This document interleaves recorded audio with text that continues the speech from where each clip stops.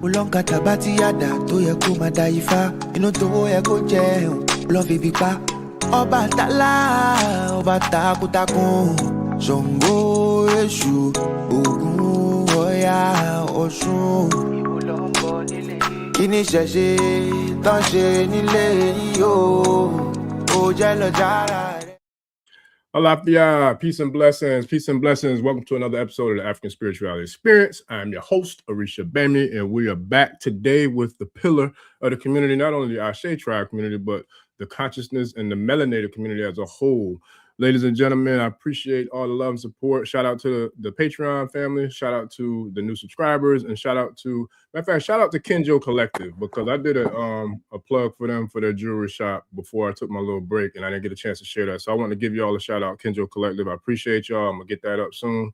Much love and support. But without further ado, Professor Kaba, how you doing? Peace and blessings. How you doing, Professor Kaba? My brother, Orisa Bemi, I am excellent, brother. Everything is moving along as should be.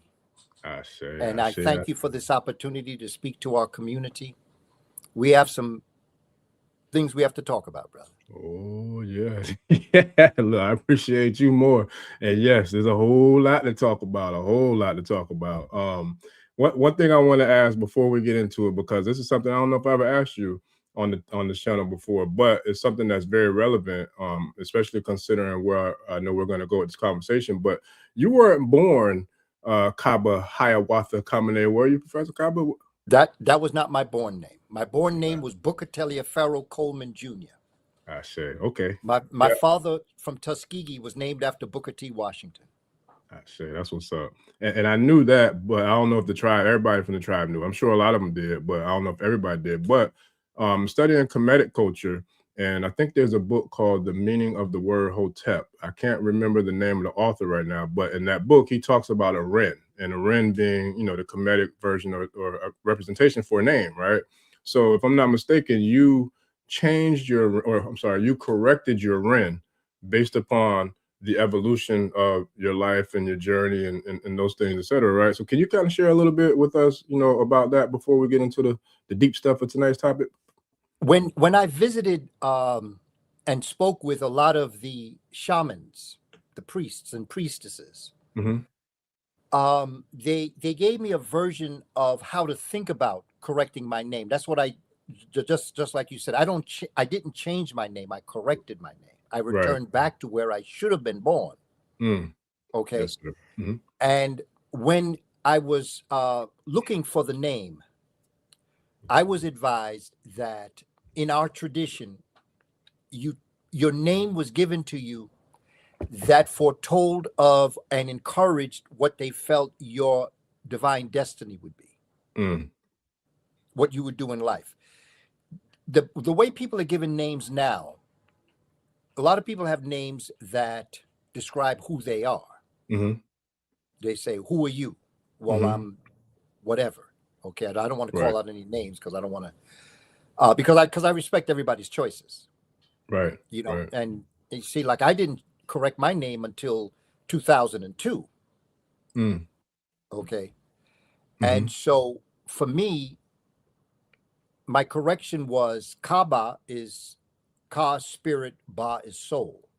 Hiawatha was an indigenous American of the Mohawk Nation here in the United States, northern New York, southern Canada.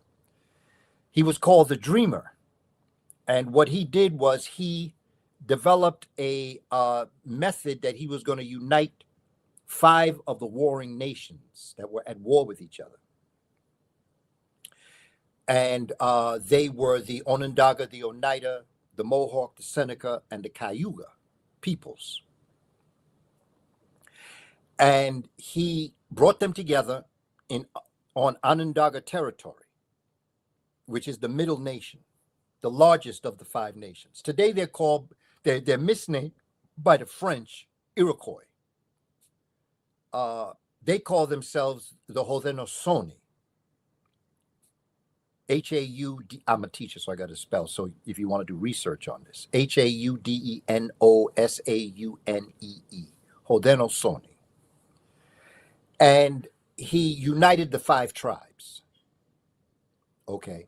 And they became the Haudenosaunee. And then they wrote they wrote a document that's called the Kamene K-A-I-A-N-E-R-E-K-O-W-A.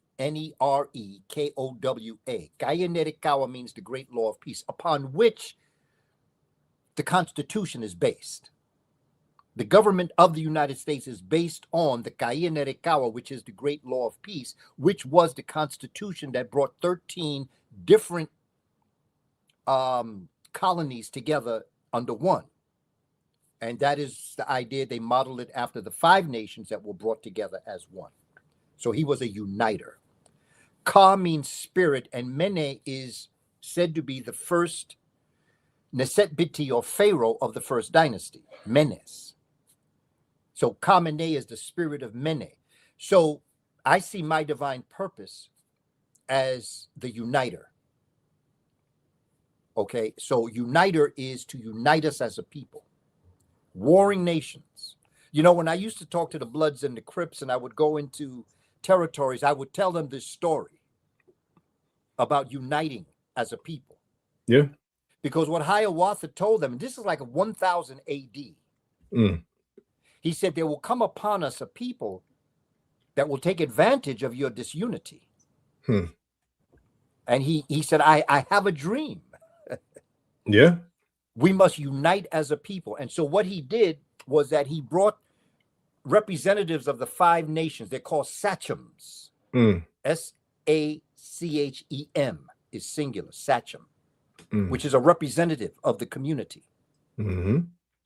And he brought them on Onondaga territory. And he picked up this huge bush that created a hole in the ground. And he said, we will make this deal that we will not fight each other. We will study war no more. By each and every one of your greatest leaders placing their hatchet in the hole. And when I put the bush back over the hole and over your weapons, your hatchet, you will no longer go to war with each other. That was the pact that they made. That's where we get the concept of to bury the hatchet. You don't fight no more. So he united the 5 nations. So I see my role. And by the way, the sachem is exactly what the House of Representatives are. Okay? And you got the number of sachems according to the size of your nation. The Cayuga, the Mohawk, Onondaga, Oneida, Seneca. The Onondaga was the largest. So they had the largest amount of representatives. But then they said, but that's not fair, because that means that whatever we vote on many times, that maybe Onondaga will always get their way. So what they did was they chose one person amongst the sachem to sit on what is called the Grand Council. And that's the Senate in the United States. Wow. That's where the Senate came from. Yeah. Every state has 2 representatives. Just like on the Grand Council of the Haudenosaunee, they had one person. And that one person, no matter how big your nation was, you only had one. As opposed to the many representatives, like the House of Representatives. According to the size of your state is how many representatives you have. And so, to answer your question, my name, every time somebody calls my name, hey, Brother Kaba, what's going on? You don't call me as to who I am. You're reminding me of what I still have to do, which is to unite our people. Yes, sir. Talk about appetizer. Look, that's just a glass of water, family. We ain't even served the appetizer. but please, Orisa Bemi, how about your name? Yeah, something very similar. Something very similar. Mine was me following my spirit, and really more so than even that, me being obedient to the whispers of the ancestors. And by being obedient to the whispers of the ancestors, that led me into the path of deepening my spiritual journey. And in the process of deepening my spiritual journey, I was introduced to these deities called the Orisha. And so when I got introduced to these deities in my very first consultation, it was told to me that I was someone who lived a life in my previous life in the priesthood, and that I brought some of the Ashe from that past life into this life, and that I was to continue the same work that I did in my previous life in this lifetime to come. So it's a very similar, process of the process that you have, because going through that transformation, that's when the name Orisha Bemi came about, based upon that transformation of that elevation, that evolution of growth, on my spiritual journey. And so, and I liken minds to be a very similar path, in regards to uniting our people. And Spirit kind of gave me that question to start out with tonight, because I knew the story of your name and I knew the significance, especially with the Hiawatha, really the whole name, the Kaba, Hiawatha, and Kamene. But I don't know how many people that are loyal to this channel that would have followed your work as long as I have, and a lot of others on the channel that would know that. So where we are now and where I know we're going in this country, I felt like that story was extremely relevant to kind of break the ice, pun intended, regards to where we are now, in the state of the world. So that's kind of, my little quick backstory of how I got my name. Can I just ask you, brother Orisa Bemi? Mm-hmm. When I called your name Orisa Bemi, when people call your name Orisa Bemi, mm-hmm. what does that motivate in your mind? Like for me, when someone calls my name, I think of uniting immediately. Yes. Mm-hmm. What do you think of, just in terms of just your purpose? Yeah. What do you think? It's powerful. I think about what the name means, and I think about what the challenge is that goes along with the name. So the name means the Orishas have blessed me and they show favor towards me. But what the challenge is, excuse me, is what I took in upon as a healer, to be a healer, someone who can heal our people. And whether it's through podcasting, through spoken word, through poetry, through children's books, through lectures, through community calls, whatever the case may be. And that's where I feel like the challenge comes from, is to live up to that. That's something that you have to, I feel like I have to live up to that. It's not something that was given to me where I could just sit back and chill. No, I feel like I have to earn that every day of my life. So that's what it means to me. So your name is an action-oriented concept. When they call your name, it makes you feel like you got to do something. Yeah. Not like just you as an object as to, well, your name is so-and-so or so-and-so. Mm-hmm. Okay. There's nothing to react. Mm. But names are meant to be action-oriented. Yes. So that when someone calls your name, they remind you of what your divine destiny is. Yes. Mm-hmm. Yes, sir. Yeah. That's facts. That's why I corrected my name. Yeah. Because I had a name that told me who I was. Now, blessings on my father. Oh, yeah. Because let me put to you another side of it. Mm-hmm. Because my father had already joined the ancestors. My father joined the ancestors in 1992. 10 years later is when I corrected my name. Mm. So along with the process of speaking to shamans, priests, indigenous priests, and priestesses, and talking to Babalao, and talking to those priests and priestesses that I valued, and elders, period. Yeah. Mm-hmm. You know, I began to realize that I had to come one with my father, because I'm junior. And I realized that as we move into this next generation of knowledge and wisdom, in Kemet, in Kush Kemet, also called Egypt, whenever a dynasty came to power, the people that developed the dynasty, like the first Neset Biti of the Old Kingdom, or the Middle Kingdom, or the New Kingdom, or the Napatan Kingdom, which is also called the 25th Dynasty, they were not the ones that originated that dynasty. It was always the ones before. For instance, when you look at the Napatan Dynasty, also called the 25th Dynasty, the first Neset Biti of the Napatan or the 25th Dynasty was Pianki. But Pianki wasn't the one that established the 25th Dynasty.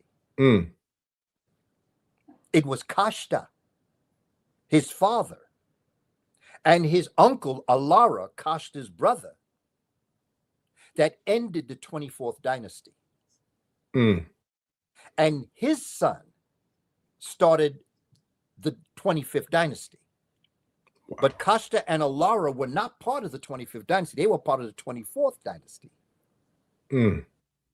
The same happens with the Mentuhoteps and the Inteps of the Middle Kingdom. Mm-hmm. The same is true of the Akmose of the New Kingdom. Sekenere and Sennacherib ended the 17th dynasty. And their son and grandson started the 18th dynasty. Mm. So when I look at what we're doing, when I look at what I am doing, Mm-hmm.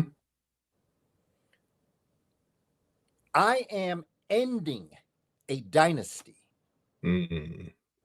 And it's our children that will start the new way. Mm.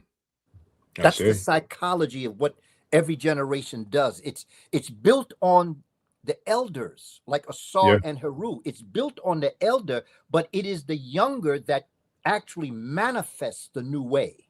Mm. And their parents end the old way. Mm. So what I'm doing is I'm ending the old way. Mm.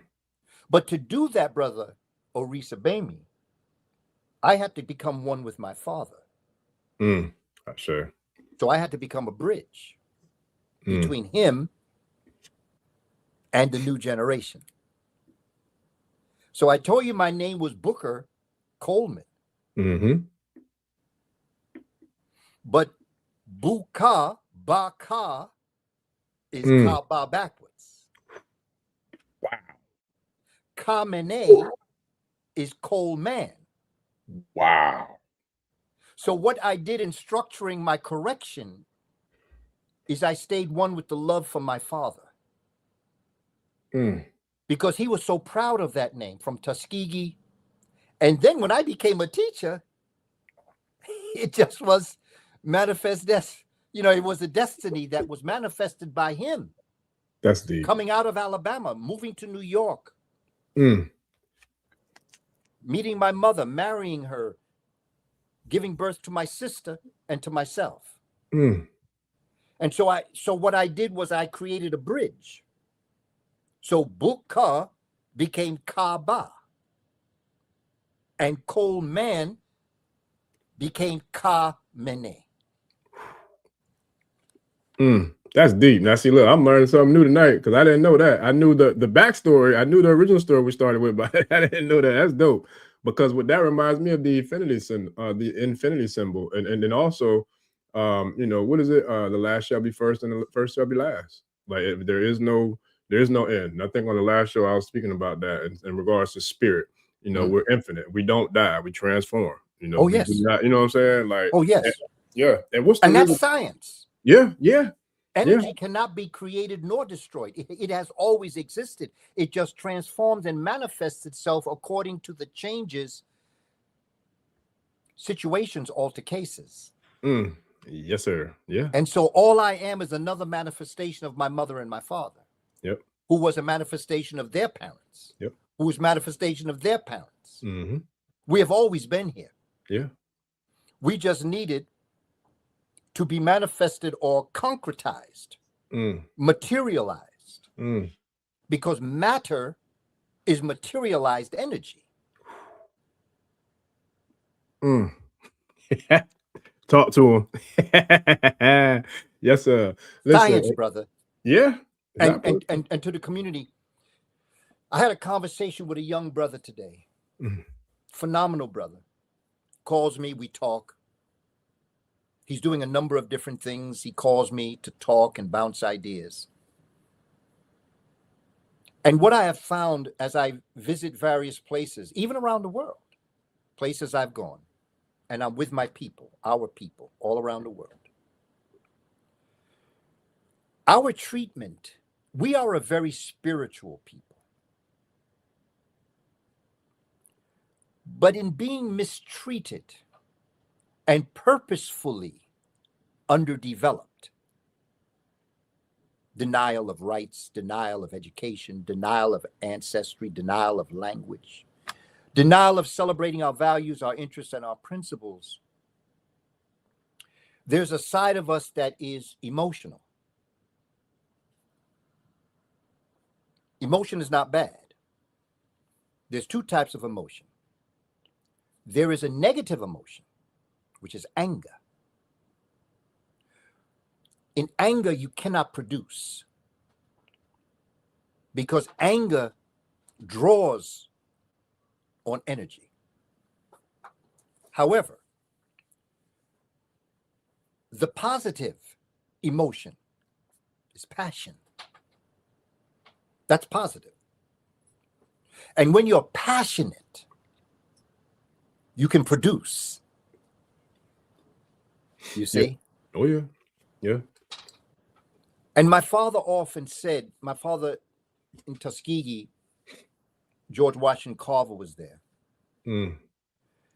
And he said that George Washington Carver used to always tell the students never to let a man bring you down so low as to make you hate them. And it took a while for a young brother like me to understand what that meant. Because when the emotion of hate is within,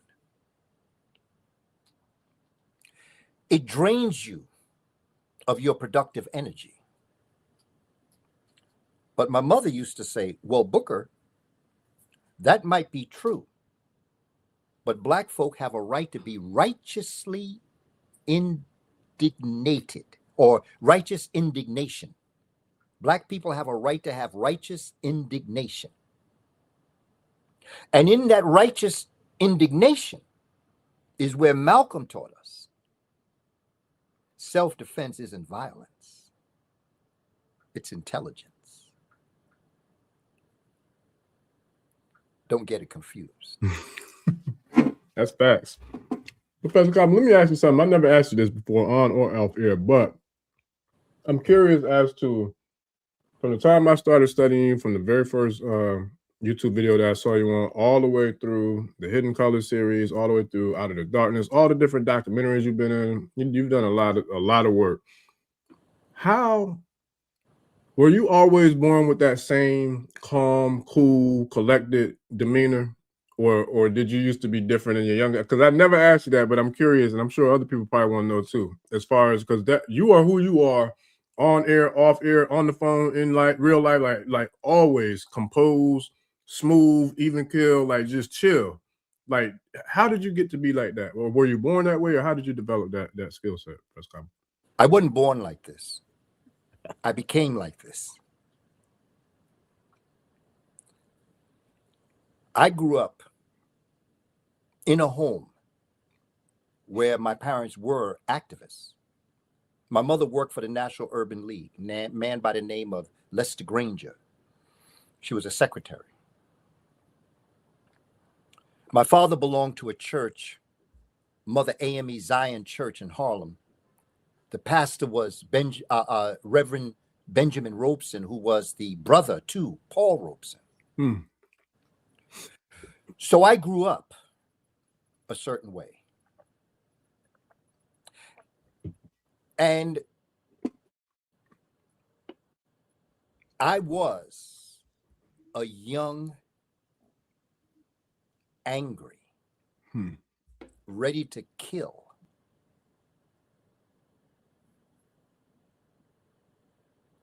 When I was young, my face used to break out. I stuttered.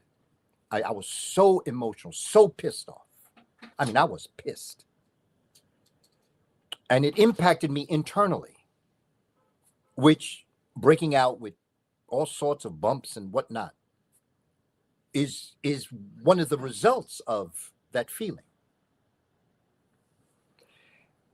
And one day in my teenage years,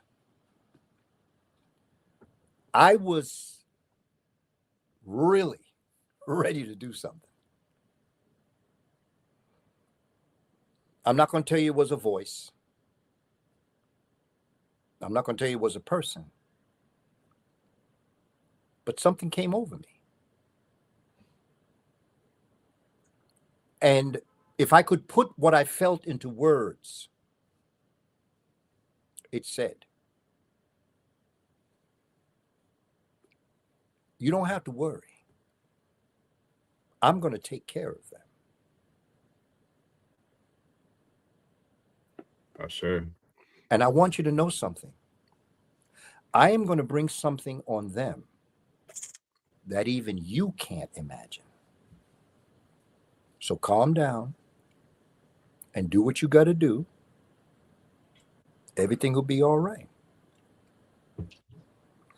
The next time I felt like that was on April 3rd, 1968, when I heard the speech by Dr. Martin Luther King. When he told us the last 1 minute and 19 seconds, you know, in my book, Shabaka Stone, on page 93. See, you asked a question. I wasn't preparing to do this. I would have had this page ready for you. Listen, look, I'm always trying to figure out different ways to ask the questions that, do these types of things. Okay. Yes, well, sir. What I write on page 93, Shabaka Stone, is all things being granted and the human being having reached the age necessary to bring him or her to the top of self-consciousness, they then ascend into the realm of cosmic consciousness. The superconceptual intellect is intuitively instinct. Cosmic consciousness is developed by a cosmic sense. The highest sense that controls evil thoughts, destroys sin and shame. The sense of good and evil contrasted by each other. This cosmic mind does not labor, but is energized by human activity. Some of the other characteristics that attained include, now, here are characteristics of being superconscious. Yeah. In my study. Mm-hmm. Characteristic of the sense of external existence.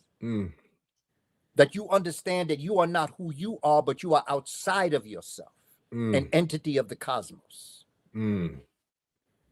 A loss of fear of death is another characteristic. Moral exaltation, which means that you have exalted truth and justice, righteousness, balance, order, arrangement, and reciprocity. Intellectual illumination. I like that. Okay, that you have now attained that intellect of the Akashic records, that you realize that you are a thought in itself. You have a sudden, instant, increased mental awareness. You have a prophetic stimulation of the personal aura, or what is called charm. And the seventh one is you have spiritual transmutation. Now, to continue that, here is Dr. King. Last speech on April 3rd, 1968 in Memphis, Tennessee. He is an example of a human being attaining and expressing Atum's cosmic consciousness. Now, I want to compare the characteristic of cosmic consciousness with the last time Dr. King spoke publicly. This is how he ended his I've been to the mountaintop Atumic speech. Let me stick a pin there for a minute and tell you a story that I've been told by people who were with Dr. King. Oh, boy. For instance, Reverend Bernard Lafayette. I was with him in Tampa, Florida. Shout out to the 813. Okay. We were developing a charter school. That's what's up. In Atlanta. And we met in Tampa. And Dr. Lafayette was there. And he was invited to our meeting to talk about. And there were others that through time have told me about Dr. King. Now, Dr. King wasn't feeling well. Because remember, he had already gone to Memphis. And he had to sort of kind of postpone the march because things happened that weren't supposed to happen. And he promised the sanitation department, the black sanitation workers, that he'd come back to do the march. And so this is his return. He's now back there. Now, Dr. King wasn't feeling well. Maybe flu or cold. Because of his workload, he was tired. And so he went to sleep, and he told Reverend Abernathy, Ralph Abernathy, he said, Ralph, go there and you speak to the people. Take my place tonight. And so you know that Ralph Abernathy and Dr. King was like Batman and Robin. I didn't know that. Where you saw one, you saw the other. Mm-hmm. Okay, they were cut buddies. Wow. They were ride and die with each other. That's but what's Dr. up. King was the person, Ralph Abernathy was his supporter. Mm. So Ralph Abernathy said, sure, Martin, I'll go. And so he went. Mm-hmm. But when the moment the crowd saw Ralph Abernathy, they automatically assumed that Dr. King was somewhere near. Mm. So they started to chant Dr. King's name. This is a story told to me by people that were there. Wow. So this ain't where I read it. This is right. Right. Dr. King was at the Lorraine Motel. Wow. This is April 3rd. Mm. And so Ralph said, listen, man, these people don't want to see me. Can't see you. Let's get Martin on the phone. Let's call him because they want to see him. So they called. Now, Dr. King went to bed in the hotel not feeling well. Mm-hmm. But they say when they woke Dr. King up to respond to the phone call, the person that woke up was not the person that had gone to sleep. Wow. There was something about him that transcended his existence. That's deep. He took the phone call and he said, okay, Ralph, warm the crowd up. I'm on my way. Mm. This is the speech that he gave. I've been to the mountaintop. So I had to stick that in there to help you understand cosmic consciousness, to help what I was going through as a young man. Mm-hmm. And how this reminded me. Because you see, I got this feeling after this speech. Wow. But the moment that I felt this way with the murder of Dr. King, the murder of Malcolm X, Medgar Evers, okay, I was in an emotional, angry state as a young black man living in the projects in New York City. Yeah, that'll do it. But the moment that feeling came over me, there was a counter remembrance of this speech. Now, again, I'm not talking in the twilight zone, so I'm not trying to make anybody think that something possessed me or anything like that. But for those that know African spirituality, you understand what I'm saying. Yeah. Oh, yeah. Here's Dr. King's speech, and here's evidence of his cosmic consciousness. And the person that woke up was destined to give this speech that night for that reason. Here's Dr. King. Here's the characteristic. The characteristic, remember I told you the sense of external existence. In his speech, Dr. King says, like anybody, I'd like to live a long life. Longevity has its place. The sense of external existence, living, having a life, having a purpose. Another characteristic I told you was a loss of fear of death.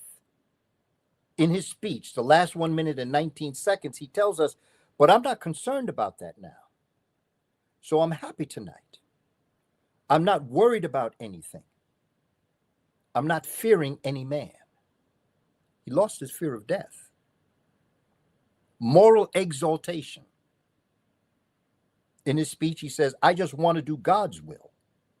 And he's allowed me to go up to the mountain. Now remember Shabaka stone. You have the water. Ptah is the mountain that comes out of the water. And you have Atum that sits atop Ptah and calls things into being. And that is creative consciousness. And this is what Dr. King says.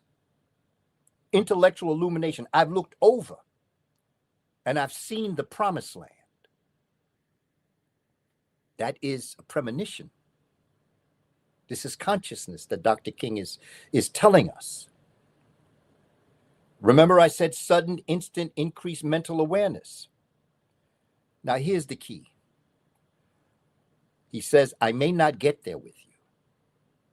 Now, brothers and sisters, you have to ask yourself, what did that mean?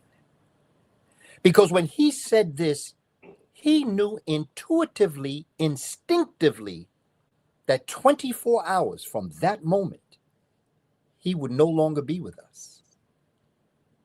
because he was assassinated on April 4th. The next day he was assassinated.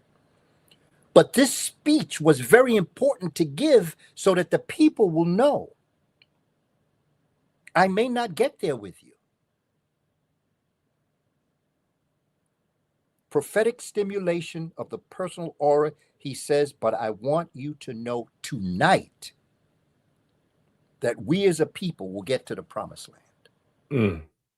And that becomes so important, Brother Orisa Bemi, and to the family.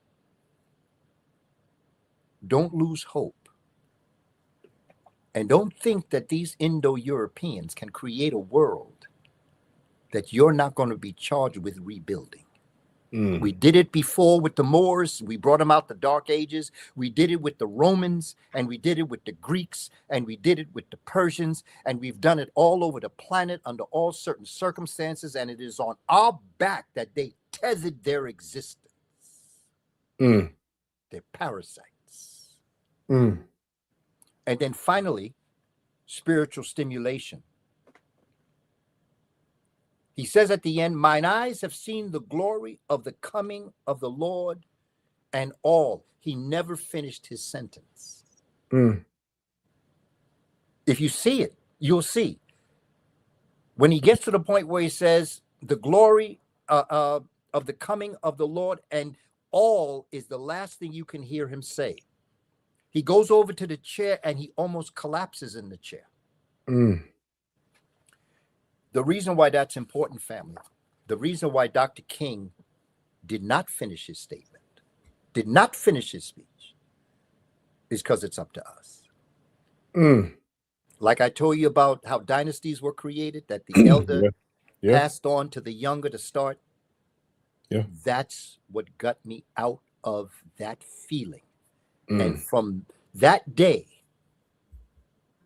remembering Dr. King said that we as a people would get to the promised land and that he would not get, that was prophetic. He prophesied. And so that's the strength that I come before my community. That's the strength that I speak to you with. That the calmness that you feel is spiritual understandings. It's going to happen. Tell the children. We got, Dr. King said during that speech, we got difficult days ahead. Oh, yeah.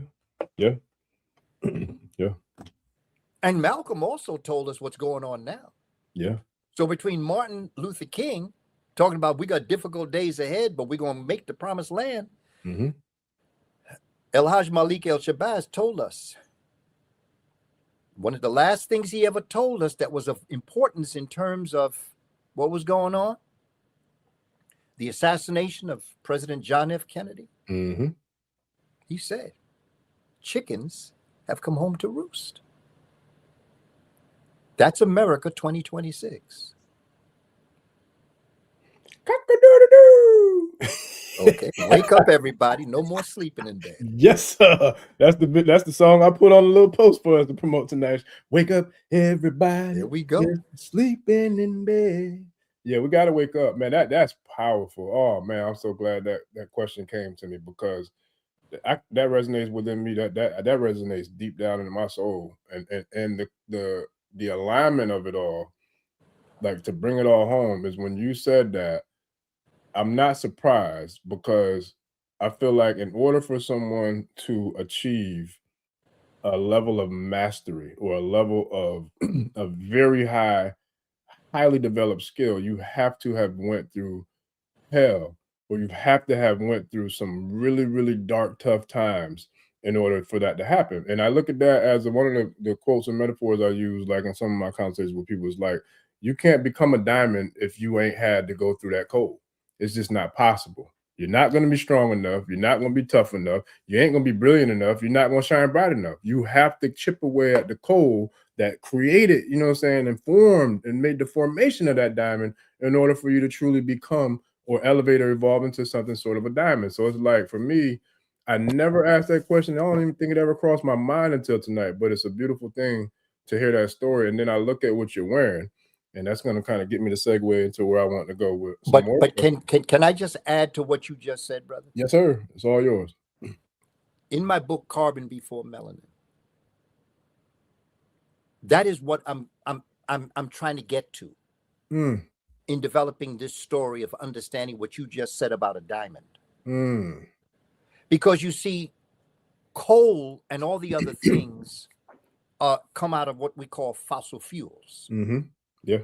Okay. The gasoline you put in your car comes from living matter.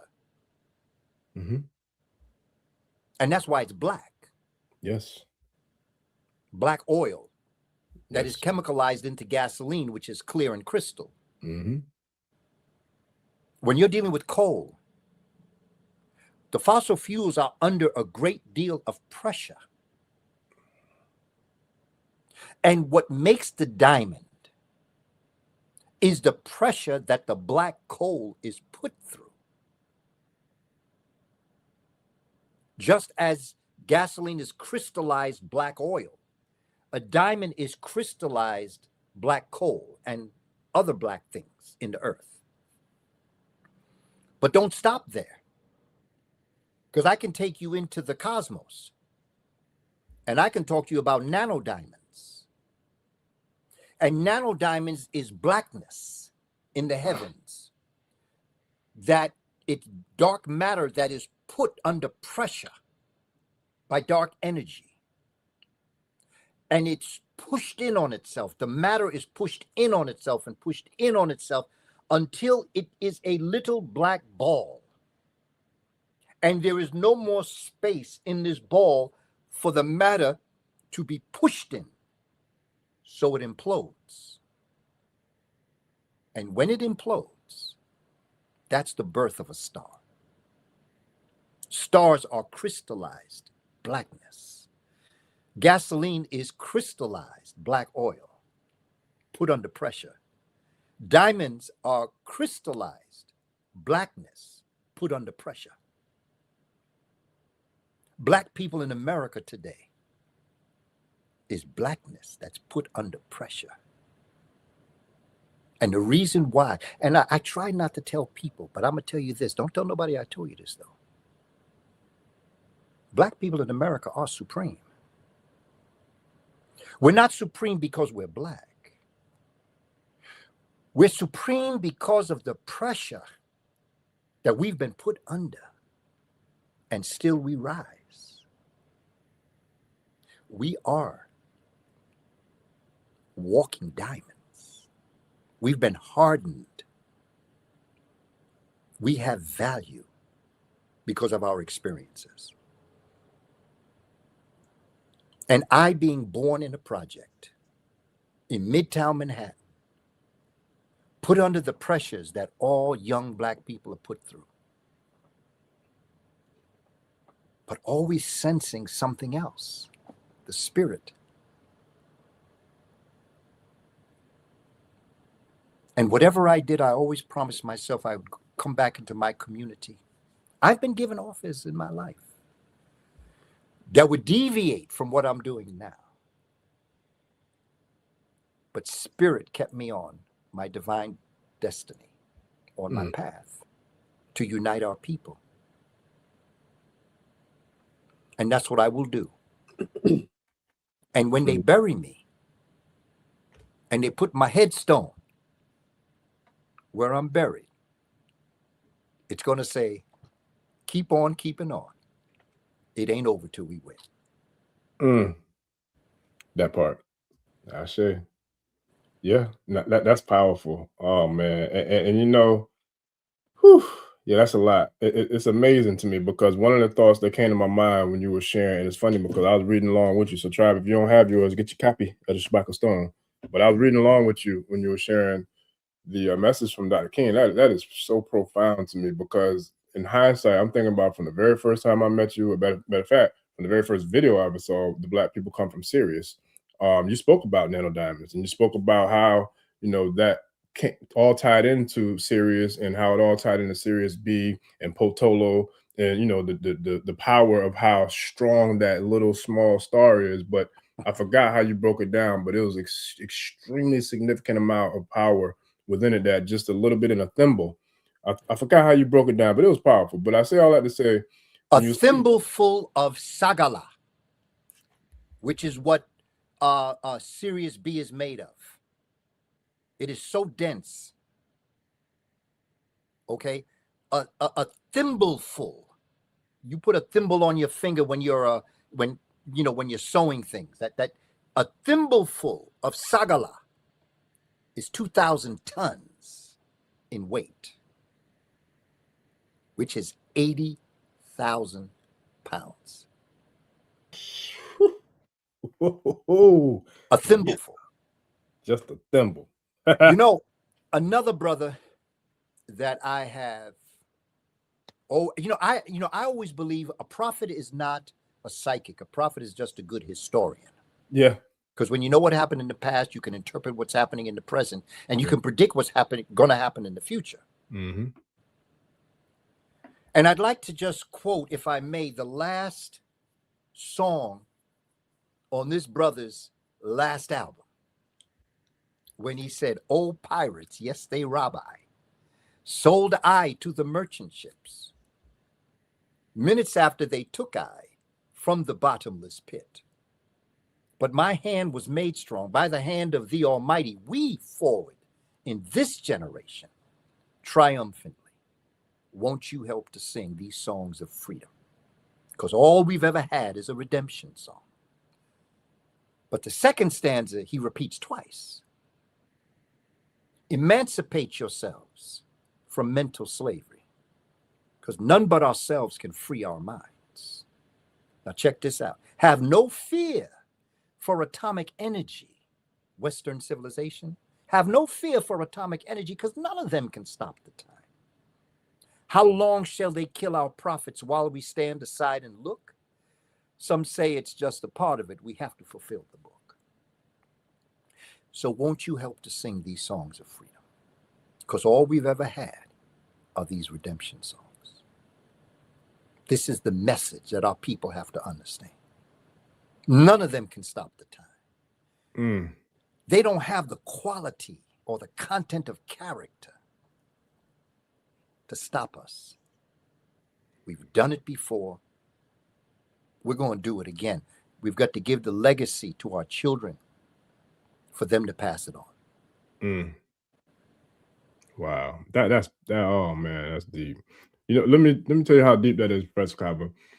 The very first time I saw you was in the church in, I want to say, Charleston, South Carolina, not too long after the dude came and was shooting up in one of them other churches. It was the very first time I saw you, and I'll never forget it.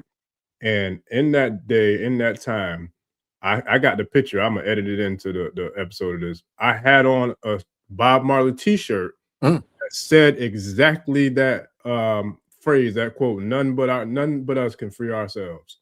Literally, I had that. And then what's even more amazing to me is the last episode I did, I had on a Bob Marley shirt. Like literally. So it's like that his spirit is here heavy, heavy with us tonight, man. For real. That's powerful. Something? I tell this story all the time. I probably told you this story. The greatest concert that I ever went to was in Maryland in the spring of 1978. Bob Marley opened up for the Isley Brothers. Wow. Okay. And the last song, Bob Marley does his last song. Okay. And he goes off the stage. And then all of a sudden you can hear his guitar. And he ends with, he comes on his encore, Exodus, Movement of the People. I love that song too. Oh, and man. he does that, brother, and the whole auditorium. This is a huge auditorium in Maryland, and we are going off. Yes, I love that song. Oh, okay. God, and if anyone has ever been at a Bob Marley concert, you know what I'm talking about. And at that moment in time, I gained a supreme respect for the Isley Brothers. Because when you're putting a concert together, you got to be careful. Yeah. Who you let open for you. Yeah. Oh, yeah. Because if that group that opens for you, they can still got more going on than you, people ready to go home. Yeah. But as he's exiting, you hear guitar. Ernie Isley. Mm. The Isley brothers are coming on stage and they sing Fight the Power. Yeah, that's what's Fight up. the powers that be. Mm. Mm. That was not a concert. Mm-mm. That was a spiritual experience. Oh, yeah. Homeboy went to church Yes, sir. that day, not church. Shout out my grandma. Shout out to Z lady. That's how she said. Okay. Oh, man. Now, the second concert that I was impressed with was in New York. My wife and I, we weren't married at this time. Mm-hmm. This was in 1980. So yeah, I was born. When Bob Marley opened up for the Commodores. Now, I'm going to tell you a story that I've been told by folk that knew Bob Marley, mm-hmm. that he had been told, don't do that concert. Because the Commodores was the #1 group at this time. Mm-hmm. And that they didn't want Bob Marley to use up all his energy in this concert. But when that brother hit the stage, you see what I mean with Dr. King and his last speech? Yeah, yeah. Okay. This is what I felt at this concert. Wow. Okay. And this was going towards 1981. Mm. Bob Marley then went to Pittsburgh in 1981. Mm. And he collapsed on stage and died from that. Wow. The story is that Bob Marley wanted to make contact with the foundational Black American community. He wanted to take reggae music and the message that he had for us, and he wanted to impact us in America. Mm. That's where Buffalo Soldier comes from. Mm. Dreadlock Rasta, fighting for America. He wanted to unite us as a people. Mm. No more fighting. We're one people. And when he was able to do that concert with the Commodores, he drew an African-American community that may not have known that much about him, but certainly knew a lot about the Commodores. Mm. Yes, sir. And so, brother, my comment to us is that between Dr. King and El-Hajj Malik El-Shabazz and all the great, Harriet Tubman and all of the great people, Marcus Garvey, Pedro Albizu Campos from Puerto Rico, Mm-hmm. great freedom fighter. Yeah. We're all one people. Yeah. And we have to stop fighting each other Mm-hmm. over superficial issues. Yeah. Oh, yeah. Yeah, that's profound. Yeah, oh man, you dropped some legendary stories tonight, man. And you know what's funny? I wanted to put the word griot into this title, but I was like, I wanted to keep it short and sweet. But because I'm looking at doing a series where I'm gonna bring back, because I remember you actually told me that I should probably do this on one of our shows where I should bring back all the interviews I've done with you and the Baba Smallses of the world, and you know what I'm saying, all the elders who I've been blessed to interview over through all the years of my little career as a podcaster, and like rerun them, because I forgot how you broke it down, but you was like, because the information is still relevant. I feel like I know they're just as important. They might be more important now than they was even when we originally recorded these interviews because of what's going on right now. That's right. Like for real. So I'm going to have to bring them back for real. Well, you know, even Bob Marley said that a king is not always welcomed and honored in his kingdom. Yes. Yeah. Facts. And so it's important to understand that things that you say yesterday sometimes are more relevant than they were then than today. Yeah. Yeah. What El-Hajj Malik El-Shabazz said, chickens have come home to roost. I mean, we thought that he was talking about the assassination. Right. Right. And he was. Yeah. But that comment is as, if not more applicable today with what we see in 2026. Oh, yeah. You're talking about the turds that's in the house now. Okay. You know, my brother, I know I've told this story before. Mm-hmm. And it's important. This is a curriculum I wrote. Okay. This curriculum is, you can see 87, because this is when I first wrote this. I had been to Egypt twice. I went to Mexico with Dr. Ivan Van Sertima in 1984. And I came back and I decided I wanted to write a curriculum for children. Okay, that's what this is. This is a curriculum. It's not so much a book. It's a curriculum, how to teach this information, how to teach Kush Kemet, vocabulary words, objectives in your lesson. Because I'm a teacher. I'm fundamentally a teacher. And I just want my Floridian brothers and sisters to know that I was contracted by Broward County in Fort Lauderdale to come to Broward County and work with the Fort Lauderdale Board of Education, along with my teacher, another one of my teachers, Dr. Asa Hilliard. Okay, Nana before Amant Twakia.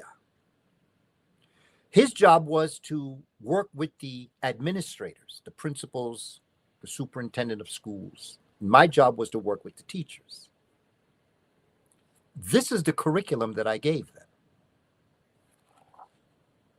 Africans in Mexico, Africans in South America, the pyramids, how they were built, what they were built from, the math that built the pyramids. That's what this is. This is the curriculum that your governor, DeSantis, got rid of. This is the curriculum. When he came in and he said he was going to get rid of DEI, this is what he got rid of. He got rid of my curriculum. Because this was so powerful amongst the teachers. Specifically, Black teachers who were interested in teaching this.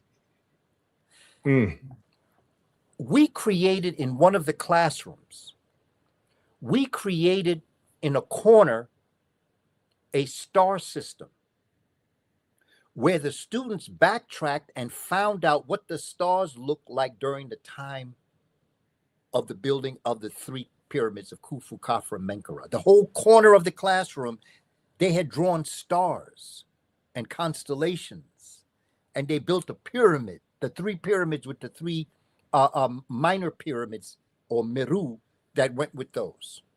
That's how powerful this was. They was getting into science. This is what scared DeSantis. So that's my relationship with Florida. Well, but I wanted to redo it. Once he did this, I said, I can't let that go. So what I did is that I created the curriculum. I redid it and I published it. It's on my website if you're interested. I definitely am. Matter of fact, you know, my brother Orisa Bemi, I ain't playing with these people. No, trust me, I know. Okay, we ain't got time for this. No, absolutely. We don't not. have time to fight amongst ourselves. Nope. Not at all. These people are scared. You heard what Elon Musk said. He said, if white men don't come together, we will be eradicated. But the thing is, we don't have to eradicate them. Their lack of production of melanin is going to eradicate them. Yeah.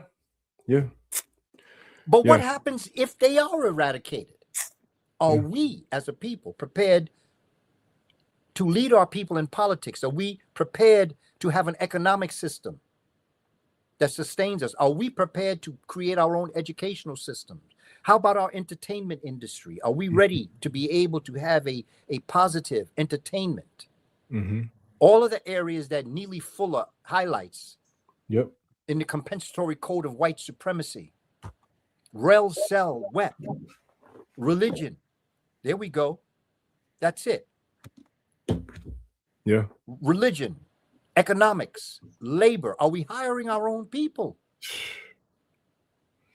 How about our gender issues? He calls it sex. I tend not to use sex because that word conjures up different things in 2026. Right.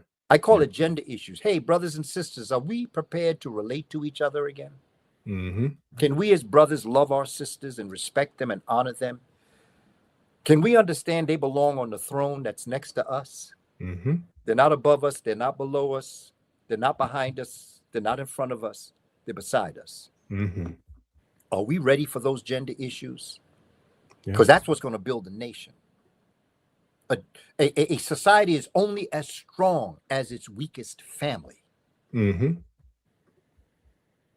How about Yeah. education? That's my lane. Are we prepared to educate our children? Yes, I am. So I just want to let you know that. Yes, Yep. I am. Oh yeah. I've got it in place. Yeah. The other thing I have is a study guide that outlines not just what to teach, but how to teach. All in here. I'm ready. How about law? What I'm telling lawyers that are in law school, study Moorish law. Mm. And one thing you can do right now is go out and get Black Laws Dictionary. Mm-hmm. First thing you can do. If somebody say, well, how do I do that? Get Black Laws Dictionary, because you're going to find that a lot of things are going on right now. Are these people violating the Constitution? Listen. Read Black law. Blacks, and now black doesn't mean the person. Right. It's called Black Laws Dictionary, although it could in many ways. Understand what the law is. It's not ma'at. Not at all. Okay. And how about security? Can we secure ourselves? If you can't protect what you have, you don't own it. Facts. You're only holding on to it until someone stronger than you can come by and snatch it from you. Yes, sir. Yeah. Entertainment, and then finally politics. Those are the 9 areas. Rel, Sel, Wep. RELSELWEP. Religion, economics, labor, sex, I call gender issue, education, law, security or war, entertainment, politics. Now, I took the liberty of adding one other area. He mentions it, but I think it's important enough to become a 10th area. Health and nutrition. Yes. Yes, and more yes. Yep. Because it doesn't make a difference how great a politician you are, how brilliant an educator you are, what a wonderful entertainer you are. It doesn't make a difference how much money you have. If you're sick, it doesn't make a difference who you are. We must change our pattern of behavior when it comes to food. So in those 10 areas, we have to raise a nation. Yeah. We have to home grow our politicians. Yeah. Yeah. Well, we got to rebuild a whole entire system. That's I mean, because this one's dead, it's eating itself from the inside out. And it's, you see the maggots and the parasites and all the other stuff, not maggots and all the other stuff happening. It's eating itself. But that brings me to one of the questions that I wanted to get into too, to really bring this thing home, is that what was America ever called anything prior to it being called America, to your knowledge, Professor Kaba? It's interesting because I could also apply that question to Africa. There's a reason why I asked it.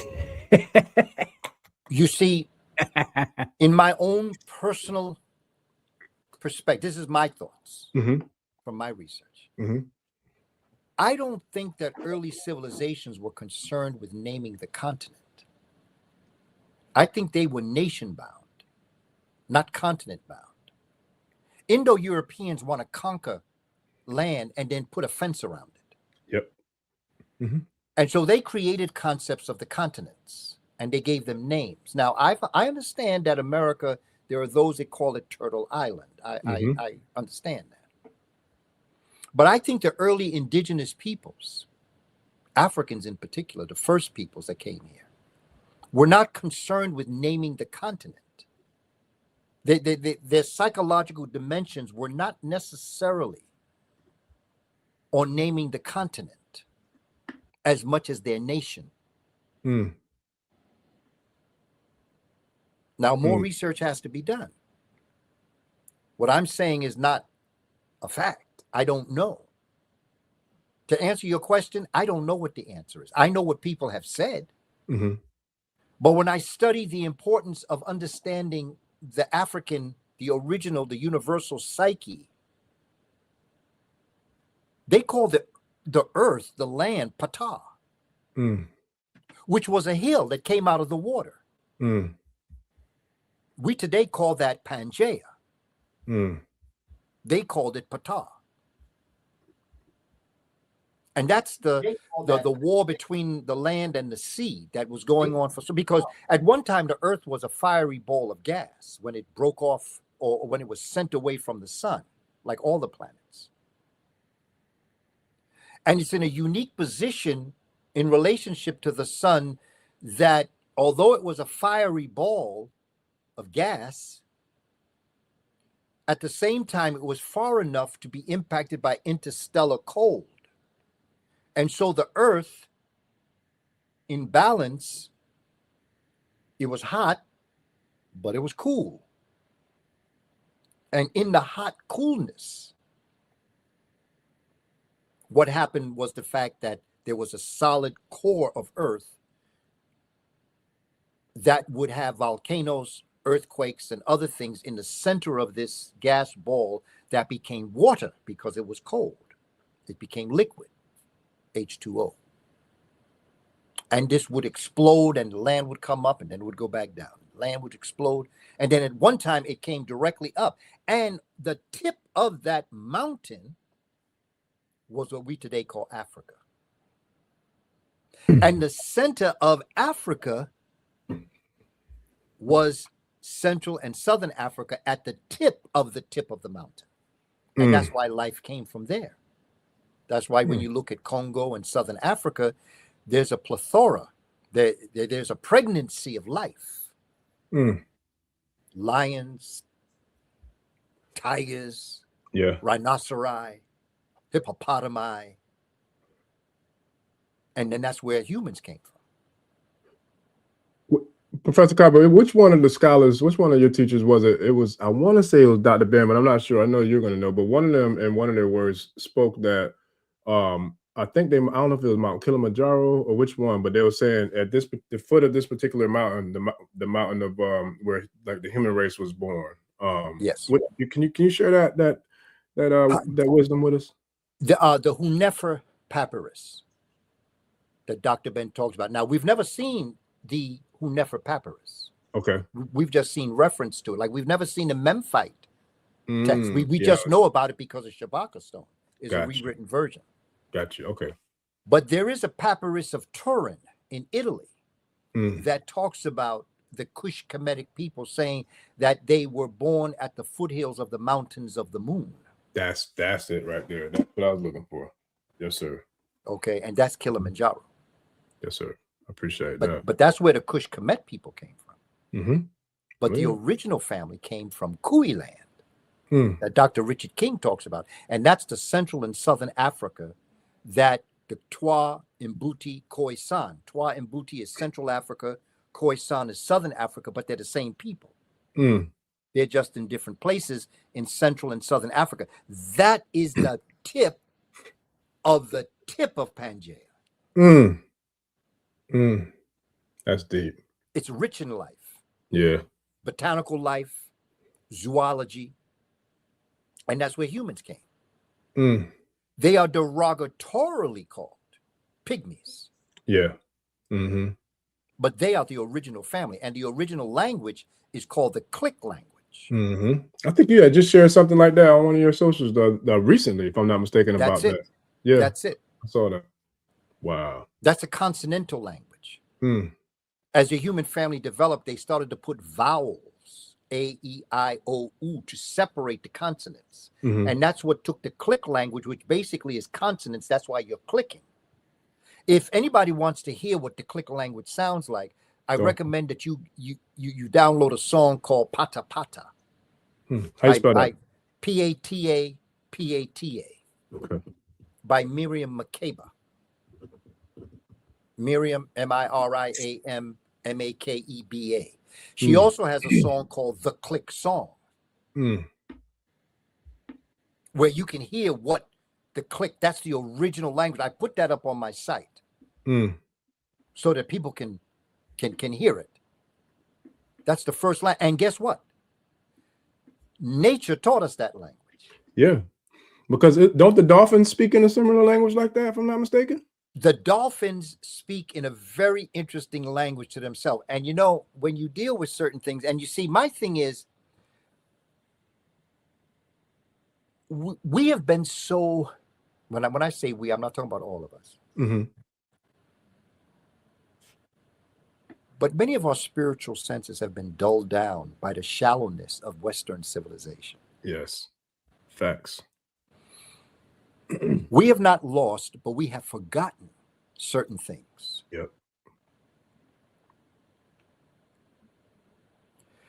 To bounce off that concept, and I'm going to return back to the dolphins and what they do. Mm-hmm. You have like bats. Yes. That's called echolocation. Yep. Yep. Where they send vibrations out. Yep. Yeah, through the water. And those vibrations come back, and according to the way in which it come back tells them how close they are to the object that they're going to bounce into if they don't be careful. Yeah. Yeah.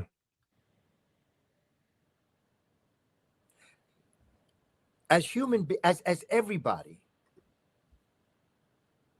think of the electrical eel that shines in the darkness of the water.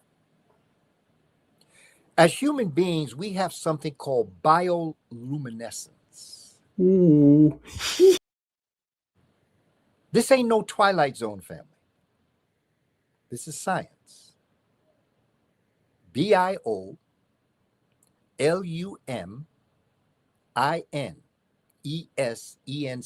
I believe, but bioluminescence. Bioluminescence is the fact that our bodies, like the eel, can light up. You've seen people that you say, wow, they were shining. What makes you, now, I'm not saying shine like a light. I'm talking about a biological shine. The way you are, the way you act. That comes from two dynamic concepts. One of them is your chakra systems. That's internal.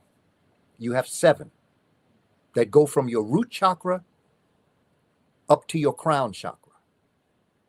7 of them. You have a throat chakra. You have a pineal chakra. You have a heart chakra. Okay. And they're said to be wheels that turn. Now, whether they're wheels and all that, I'm not too concerned about that. What I do know is that there are things that are inside of us that are constantly vibrating. And according to how they vibrate, determines something that's known as your prana aura. And your prana aura, impacted by your chakra system, are levels of yourself that emanate outside of you. According to how you're vibrating, determines they could have colors. They could have sounds. They're waves. Because remember, you're made up of water. And so they have the waves. And the intensity of your prana aura is determined by the intensity of your chakra systems that take you to other levels. Now, I can connect that to Dr. King when he woke up that day. His chakra system was in place. It was moving, and out of that chakra system, that was the person that did not go to sleep. That was the person that woke up having been touched by the divine. And then that aura system, that prana aura came out. And as he spoke, you can see it. You can see that he's being used as a vehicle. He is like a carpenter's tool, like a musician's saxophone. He's being played by a creator to send a message to us. The last 1 minute and 19 seconds of his life.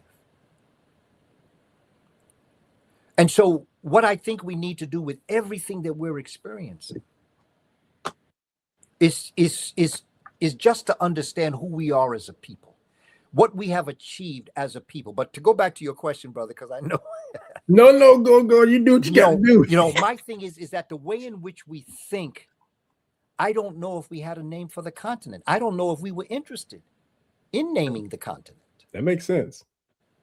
What's the purpose? That makes perfect sense. And with all our research, if we found out there was a name for the continent, okay, now what? Where does it take us? What does it do for us? Whew. Yeah, that's deep. And so, you know, so that's my answer to your question. I love it. And I'm gonna bring up a question. My first response, brother Orisa, is I don't know. Right. My second is I know that it has been called, like Africa was called Al-Kibala. Yeah. And I know that America was called Turtle Island. Mm-hmm. But again, I don't know. Yeah. But more importantly, I don't know if it matters. Yeah. We got some powerful, we got some dope questions and comments in the chat. I'm gonna bring y'all up, family. I see a few of them. I've starred that I want to get to before we got here. But one of the things that came across my mind, and I have to speak on this, Professor Kaba, is when you spoke about the Martin, I feel like transformation or even elevation is, you spoke about in his speech when he said reaching the mountaintop. And the first time you said it, I could not think of nothing but Obatala, because Obatala is the creator. He's the creator of all heads, the Ori, and then he is, one of his attributes and connections to nature is the mountaintop, the mountain. So the fact that he said that in that time, I feel like he had already elevated up into, you know what I'm saying, that realm of consciousness, that realm of frequency, that realm of the highest points in the sky. Yes. That's connected still to the earth. Yes. Is the mountaintop. Yes. Absolutely. And let me tell you something else when you're dealing with Ifa and when you're dealing with all the spiritual systems.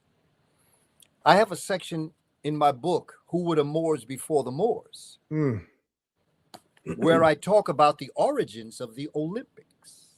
Yes. Oh yeah, you've hit that a few times on here too. Coming from the Yoruba language, Olu. Yeah. Which means mountain. Olu. It's a derivation of O and Lu in Yoruba. How many words? Oludumare. How many brothers and sisters with a name with some derivation of Olu, Ola? Means mountain. Now let me ask you, who do you think invented the Olympics? The Mediterranean black people known as the Pelasgians. I have a chapter on the Pelasgians that's telling you where the Olympics came from. And you know, sports, when you look at sports really is military science. Yeah. Oh yeah. And the competition in terms of military science teaching young people, women included, young girls, they were boxers too. But they boxed with only one hand. But the idea was that your training in sports was non-combatant military science. And when you look at the Olympics, look at how many events actually are military. Yeah. The javelin is the spear. Oh yeah. The discus and the shot put, throwing rocks. Yeah. Okay. Wrestling, boxing, running. Hell, probably even what's the one they jump with the high jump when you take the stick and pole in your rig, because you got to think about jumping over walls and getting That's it. You got to think over. That's right. You're jumping over walls when you do that. It came from military science. Sports is military science. And they were developed out of what was called the ball games that came from the Sed festival that was celebrated when the Neset Biti, or the Pharaoh, had to prove himself worthy of leading the nation militarily, mentally, physically, and spiritually. And it was the pyramids that they ran through. Because remember, there's 80 pyramids in Giza. Yeah. It's not just the 6 that we see, or the 7 or 8, which are the step pyramids. A whole lot there more. were over 80 pyramids, and that was a pyramid city, and it was a walled-in city. They've already found the remnants of the walls that brought all of this in, and those pyramids reflect right back to the constellation that we call Orion. Yes, sir. Which is a star. Yeah. And that's dope. Because it didn't start there, though. If I'm not mistaken, Professor Kaba, there's some older pyramids that come from the land of Nubia. If I'm not, is it Kush? I should say, right? Well, the thing is that the step pyramids, mm-hmm. The only perfect pyramids are the ones that are in Giza. Right. But there were pyramids that if I'm not mistaken, that predated the ones in Giza, right? The step pyramids. Sudan, yeah, in Sudan, I mean in Kush or Nubia. Absolutely. Wow. And so, you know, what we have to do is study the term ring tumuli. Tumuli. That's plural for tumulus. How you spell the whole word, Professor Kaba? Well, it's ring. That's the first word. Got you. And then tumulus is singular. Tumulus. You can Google it right now and see it. Or you can go to my book and you'll see I have a chapter on the ring tumulus. See, I got basically that one book. The ring tumulus are earth-made mounds. And the development of the pyramids came from early humans studying these earth mounds. And according to how the sun cast its shadow on the mound, told the people what time of day it was, what season they were experiencing, according to their size. So when the early humans realized what they were actually telling them, they began to create them themselves and fashion them according to what they wanted. You know, I mean, we have them now, you know, where you know, we have sundials. Yeah. Sundials do the same thing. Let me take you to the beach. Now, y'all down there in Florida, you know what I'm talking about, because you can do this a lot all the time. Man, I mean, it's kind of cold there now, but, you know, basically when it gets warm, it's all good. But if I went to Orchard Beach in the Bronx, and I went there early in the morning, just before the sun rose, there were people on the beach wanting to get a suntan. They would be aligned to the east, straight east. And as the day went on, they would move from east to west. You could tell what time it is according to how they're laying on the beach. Because everybody that wants a perfect tan would never not be in alignment with the sun, because when you do that, then you cast the shadow off to either left or right side. So that what happens is that when you are moving from, the sun is going from east to west, your body is moving in the direction in order for you to get a perfect tan. And you will always see people who want to get a perfect tan. They'll look to their right, look to their left to see where, if they're casting a shadow on the beach. And that's the sundial. That's the ring tumulus. And according to how the sun is casting its shadow, tells you what time of day it is. Another pyramid might tell you what season you're experiencing. And by the way, it was sisters that developed the math and science behind this, not men. Because you have to ask yourself, okay, in math, why would a human have to count? What's the purpose? Why would a man count? There's no reason for a man to count. Right. But there is a reason for a woman to count. Yes. Because she has to prepare for her monthly cycle. Yep. And so when the human being becoming conscious and becoming aware and learning through nature, which is her cycle, she starts to count the days. And when she counts the days, she comes to realize that there are 4 periods, if I may call it that, of her life cycle. She started arithmetic and mathematics. Yeah. Then, with this in mind, she looked up into the heavens and she saw there was a celestial body that went through a 28, 29-day cycle. And it too had 4 periods. The moon. Brothers, I know you can't answer this question, but sisters, you know that according to your cycle, during your time, the moon has an impact on you. That's what sisters told me. I can't come to you with experience. I can only tell you what sisters have told me. That there are different manifestations in a woman, so that there is a relationship between the heavens and the earth. And the study of the moon started the calendrical system, because every calendar is based on the lunar cycle. Facts. Yeah. So our sisters were able to create a 365.25 calendar. But then she also noticed another astronomical experience over thousands of years of experiencing this. And she realized that there was a leap year.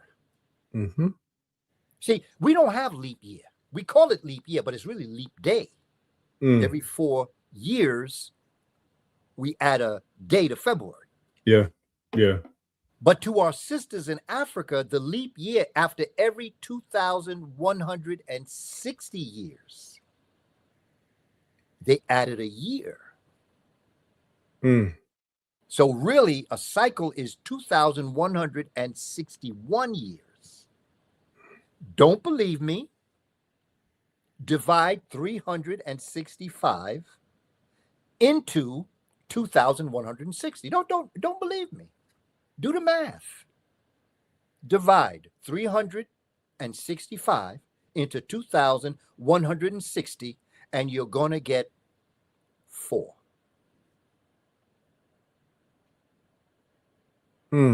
But she didn't stop there, because then she created a great year. After thousands and thousands of years of experiencing, our sisters created the great year, which is 26,000 years. There are 12 houses.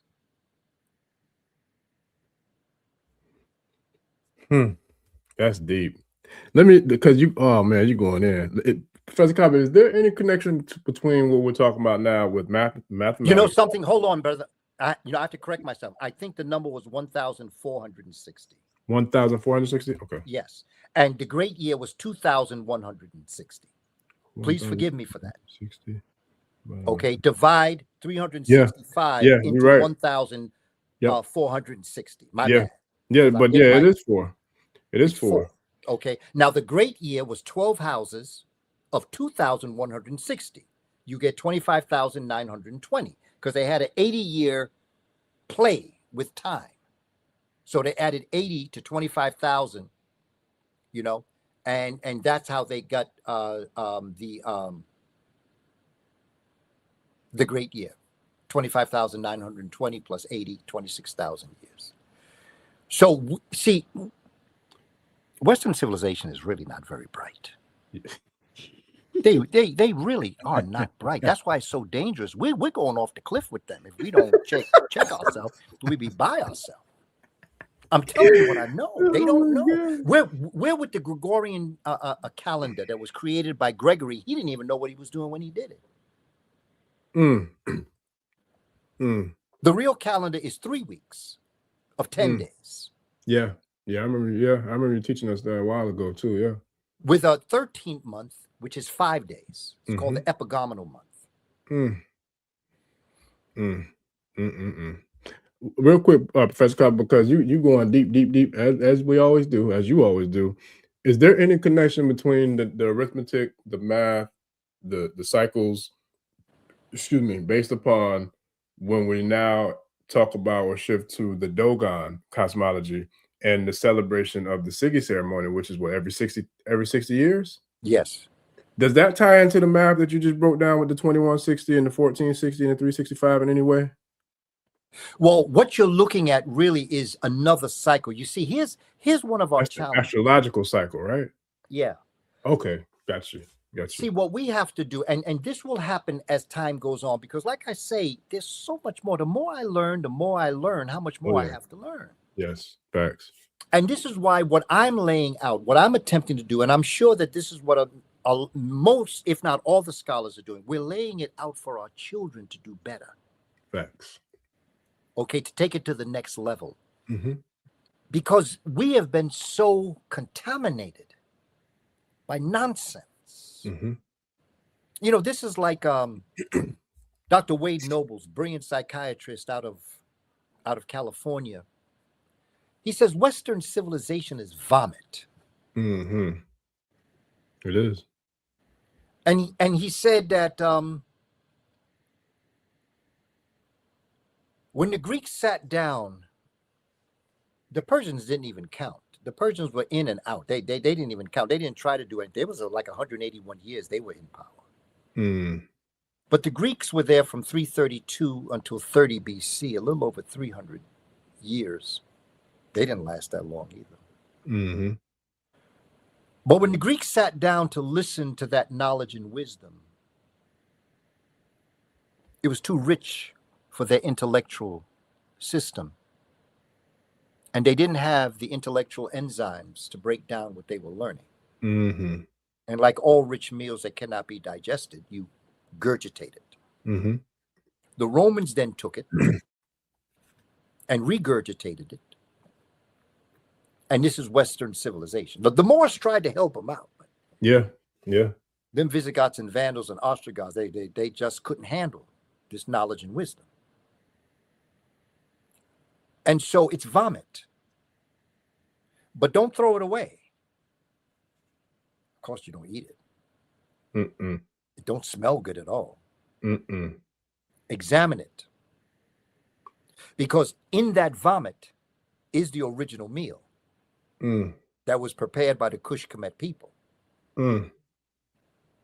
So when you examine the vomit, you'll find out what was cooked. Now go to your African market and get the ingredients that prepared that meal, because you, as African people, have the enzymes to break that meal down. This society is vomit. In all the 10 areas that I listed: health and nutrition, religion, it's all stolen legacy. You can see it's not working. And every system that falls because they don't respect the woman. One of the first things we have to do, family, is to respect our sisters and understand the female energy, because when you disrespect the woman, you are disrespecting your mother. And you're disrespecting God. Because you are half your mother. I don't celebrate women's history. Well, I celebrate women's history existence. But in March, Women's History Month, I celebrate it because I'm half a woman. I know a lot of men, they get twisted when I say that. But you see, you don't understand the balance of the male and female energy. Okay? And so you misconstrue what I mean when I say I'm half a woman, because I got a mother. And having a mother, I'm half a woman. But Professor Kaba, when a woman is denigrated, I am denigrating myself, even if I'm the one doing the denigration. Because we can go even deeper. I know you can go way deeper, but let's just look at biology. The man's nipples are what? Almost a mutated form of the woman's breast that we can't produce. The penis is just a enlarged version of the female's clitoris, correct? Well, it's an external. If you go inside of a woman, Right. You could turn a male penis inside of your body, and that becomes the vaginal channel of a woman. Right. Is that not the same as like in the fallopian tubes? How the two I forgot the name of those body parts, but that's like the inverted version of the male's Yes, the the testicles. ovum. Ovaries are like an internal version of a male's Yes. So what are we talking about here? We're looking at a mirror image. The Devonian period. The Devonian period, millions of years ago, was when the androgynous being that self-impregnated itself split and became male and female. Until then, there was no such thing as sex, or I should say reproductive activities. And it wasn't that it was a woman, and it wasn't that it was a man. It was androgynous. It was the balance of both male and female, and that's who each and every one of us is. Facts. We are half man, half woman. Yeah. Half mother, half father. Yes. Daddy's X chromosome, Y chromosome. My daddy gave my mommy his X chromosome, mated with my mother's X chromosome, became my sister. My daddy gave my mother his Y chromosome, my mother's X chromosome. I was born. Science. Yes, sir. Oh man. It's it's just science. But see, people who have a contaminated mind take that to other levels, and then they imagine other things that I'm talking science here. We ain't in the Twilight Zone. No, sir. And the original universe was androgynous. That's why it cannot be replicated. The cosmic womb was impregnated by the cosmic panspermia. It self-impregnated itself and gave birth to the stars, to the clusters, to the superclusters. That's deep. Yeah, because then we can go all the way to Dr. Gabriel Yibo's there we go. theory. You know what I mean? So that's real deep. Real deep. Yeah. Wow. In Spirituality Before Religions, when he rewrote Grand Unified Theory, if you go to YouTube, you'll see a conversation that he and I had. Yeah. Excuse me. I watched that several times, actually. Yeah. What year was that recorded in, Professor This Kaba? was in 1999. Okay, because I was going to say Dr. that was long Clark before had just passed away. Okay. Yeah, because that was before I got exposed to you. I mean, I got exposed to your work, and I just went back and started looking at all your old work that was online. But that was long before I actually knew of your, like, where you were back then, doing the work. But that's powerful.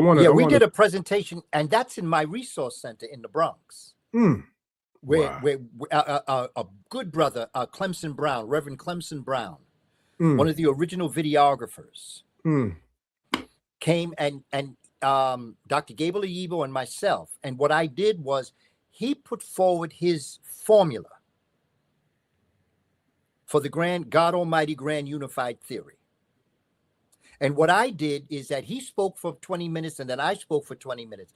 And when we did that, he laid out his formula, and then I came and I took Shabaka stone. And what I did is I put every one of the variables of Shabaka stone. I took every one of his variables and I put it in his formula. Now, what is the Grand Unified Theory? That's the other thing. You have people in the early days that created quantum theory, quantum mechanics, which is the littlest of things, quantum. And there were laws that regulated quantum physics. Okay. Max Planck. Okay. Planck. Just in case you want to Google this, because family, don't believe a word I say. Look it up. My job isn't for you to believe me. My job is simply to make you think. Okay. And so Max Planck came up with this concept of the littlest of things, these small things. By 1905, a man by the name of Albert Einstein came up with two theories. One was the general law of relativity, and the other was the general law of relativity and the special law of gravity. The special law of relativity. The special law of relativity dealt with electricity and magnetism, electromagnetism. His general law dealt with gravity. Okay? And in this, he came to realize that the sun and the planets, okay, they revolve around the sun. And there are formulas that are applied that deal with that outside large world, relativity, the sun and the planets. Max Planck dealt with the breakdown of the atom. And he saw that there were basically, there's this, it can get smaller than that.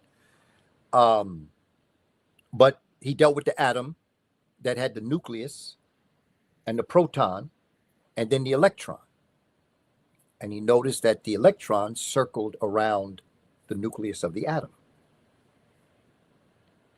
Later physicists came up with the concept that, well, if there are laws that deal with the small world, the atomic world, and if there are laws that deal with the planetary laws, relativity, then is there one theory that connects the small world with the large world? And they call that the grand unified theory, that connected the atoms in our body to the planets in our solar system.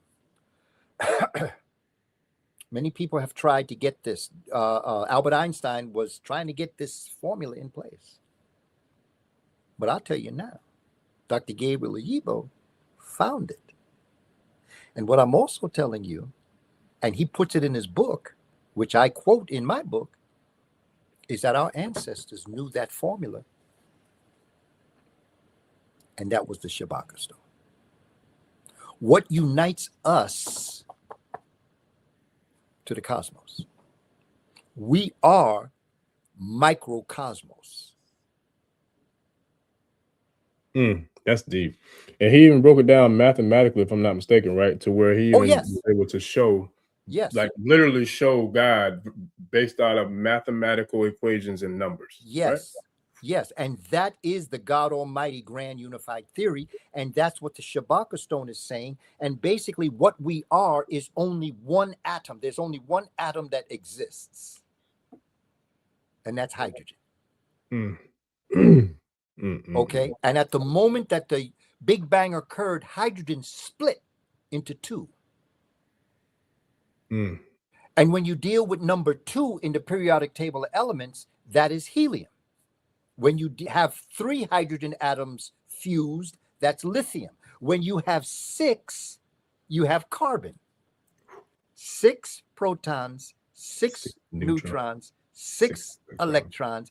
And the reason why they tell you that 666 is the mark of the devil is because to them, the devil is black. One more time, Professor. Can you say that again for the people in the back? Okay. Periodic table of elements. There is only one atom that exists, and that's hydrogen. Water. Not the water that we know, H2O. I'm talking about the water of the universe, the Nun, they called it. You look outside, you see all that blackness. That's the Nun. That is the universe. That is hydrogen, as we know it. The periodic table of elements has, I think, maybe 116. Really, they only had 92. After 92, every one of the other atoms now basically is, or elements, if you want to call it that, really is just a manifestation of one of the 92 that have been brought together. So that's that. After 92, from 93 on. But when you begin to multiply, which is the creation after the Big Bang of the universe, you then have 2 hydrogen atoms. 2 hydrogen atoms on the periodic table of elements is called helium. That's what you blow up balloons and they float and whatnot. When you put 3 hydrogen atoms together, you have lithium. When you have 6 hydrogen atoms, that's carbon. And you have, in terms of the balance, you have 6 of everything. You have with lithium, you have in the nucleus, you have 6 neutrons. 6. My bad. Please let me start again. Lithium is 3. You have 3 protons and 3 neutrons in the nucleus of the atom, and you have 3 electrons. Okay, that deal with two different shells, but that's a side story. But there's 3. When you're dealing with 6, which is carbon, you have 6 protons, 6 neutrons in the nucleus of the atom, and you have 6 electrons. 666. If you understood what carbon was, that's what I'm focused on in my book, Carbon Before Melanin. Yeah. That's my first chapter. Mm. And I dedicate it to Dr. Sebi. You about to do Dr. Sebi? Because I've been going to Dr. Sebi since 1988. He's, of course, an ancestor now. I go to his son, Victor, in California, and I go to his wife, Ma'at, here in Brooklyn. Mm. But I invited Dr. Sebi to come to one of my presentations on melanin in Brooklyn, and he came. I did the presentation. Afterwards, I answered questions. Dr. Sebi left. When I went back to the Institute, 616 Pacific Street in Brooklyn, where the Barclays Center is now, they closed his place down to build the Barclays Center, but that's a side story. Yeah, that's a whole other story. When I went back and Dr. Sebi was there, I said, well, Dr. Sebi, what do you think about my presentation on melanin? Can you critique it for me? And he said, Booker T, you're always talking about melanin. But it was carbon before melanin. Mm-hmm. And I said, wow, okay. And so I started doing research on carbon. And then I came to realize why he said what he said. And the reason why he said what he said is because you have 4 basic atoms. Let me stick a pin there for a minute, because I know that sometimes we get confused between an atom, an element, and a molecule. So let me do a real quick story. This is what I do with children to help them understand the difference between an atom and an element and a molecule. Yes, sir. I'm going to take you to an ice cream store. Okay? And you see the flavors of the ice cream. Chocolate, vanilla, fudge, strawberry. That's an atom. The flavor is the atom. What it is made of is the atom. So you go to the guy working behind, girl working behind, you say, can I get a scoop of chocolate? They take the cone, they put the scoop in. The scoop of the ice cream itself is the manifestation of the atom, which is the element. Okay? One is the flavor. You're talking about the flavor. But the actual scoop itself is an element. Your friends say, I want a triple ice cream cone. I want chocolate, I want fudge, and I want coffee. 3 scoops. That's a molecule. When you combine the elements by their flavor. Now, let me take you back to the story I was telling you. You have 4 basic atoms. You have others, but 4 basic ones that make up our world. Hydrogen, nitrogen, oxygen, and carbon. With hydrogen, nitrogen, and oxygen, you can only put no more than 4 atoms together of the hydrogen, nitrogen, and oxygen. You can put 2 parts hydrogen, 1 part oxygen, that's water. 2 parts hydrogen, 2 parts oxygen, that's hydrogen peroxide. Okay. But you cannot put no more than 4 together to create a molecule. when you introduce carbon into that mix, that creates the millions and millions of molecules. That's why when you're dealing with organic life, you are organic because you have assimilated carbon. When they want to judge how old you are after you die, that's why they use carbon-14 dating. Because carbon-14 has a half-life. And that'll tell you how old you are, how long you've been dead. And what is left in the ground is the nitrogen, and what is released is your carbon. Which, if I was telling a spiritual story, I would tell you that's your soul. But that's for another day. Because there's a science. It's a soul science, family.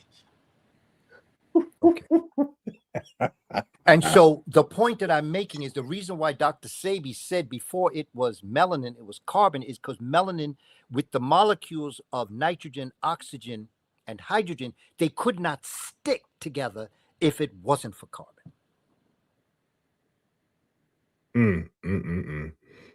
Man, listen. Carbon is the cosmic glue. That's why when you look outside, it's black. Yeah. Yeah.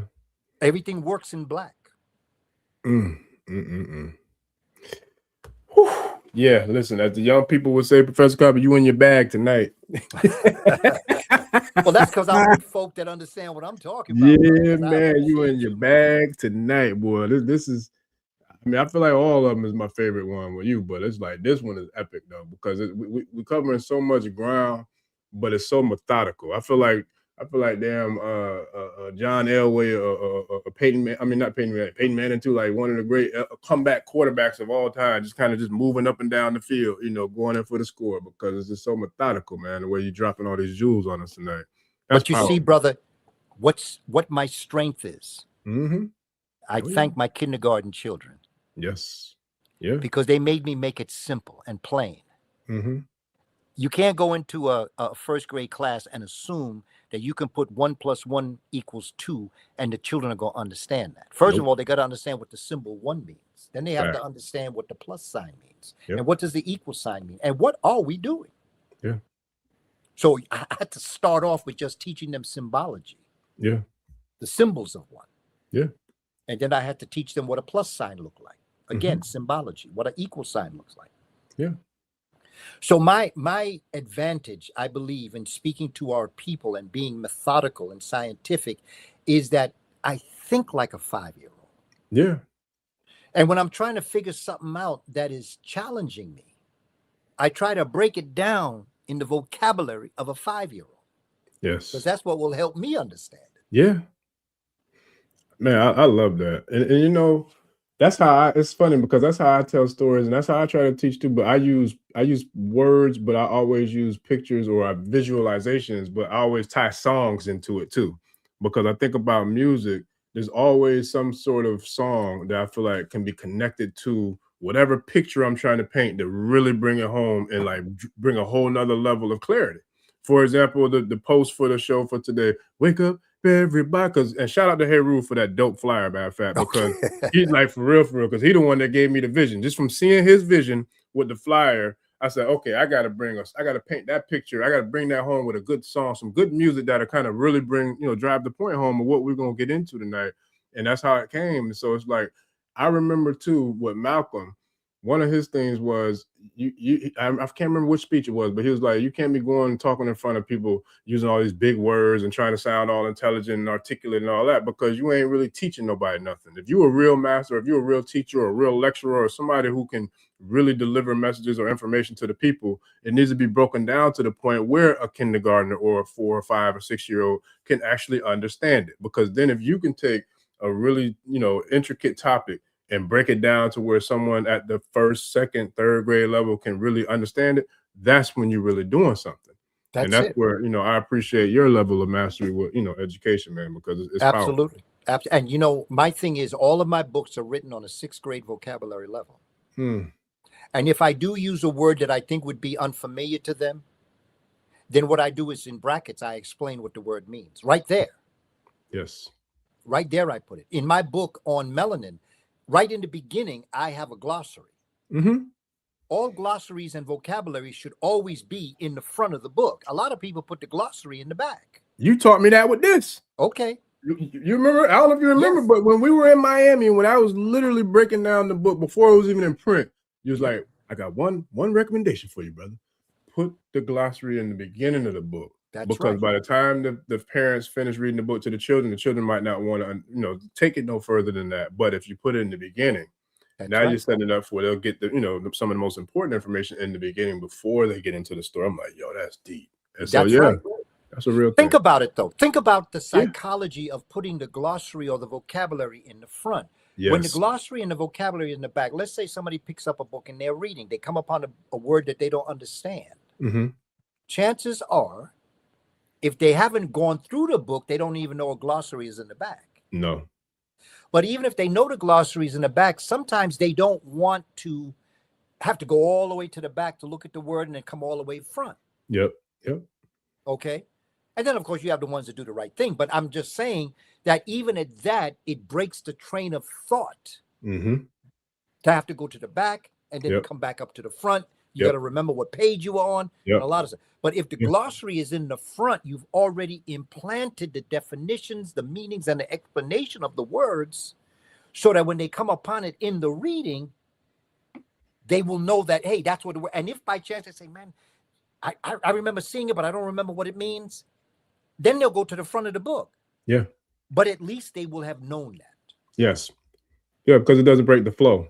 That's it. That's one of the biggest things with us, because our intentions could easily be taken away, into other things, distractions and all that. But if you have it from the very beginning, it's almost like a movie. You know how they put like the synopsis of the movie, you know what I'm saying? And especially now on Netflix and all those types of platforms, like they put the synopsis. So now when you read that little summary or synopsis, you already know what you got a glimpse of what you're going in there to look at. Absolutely. It's a psychology. Think about this. The Shabaka stone is 3 by 4 feet by 4.8 feet. Mm-hmm. It's a rectangle. Mm-hmm. And the way our ancestors wrote was either horizontal or vertical. Mm-hmm. When you read horizontal, you read in the direction of the faces of the animal. Mm. Vertical all was top to bottom. But when they wrote horizontal, you read it like if the birds and the let's say the dog impu or whatever was facing this way, like here's the face, you read the medunetta going towards the face. Okay, if the writing was facing this way, then you read from this way into the face. When our ancestors, now check this deep out. When our ancestors wrote horizontally, each line, none of the faces ever faced the same way.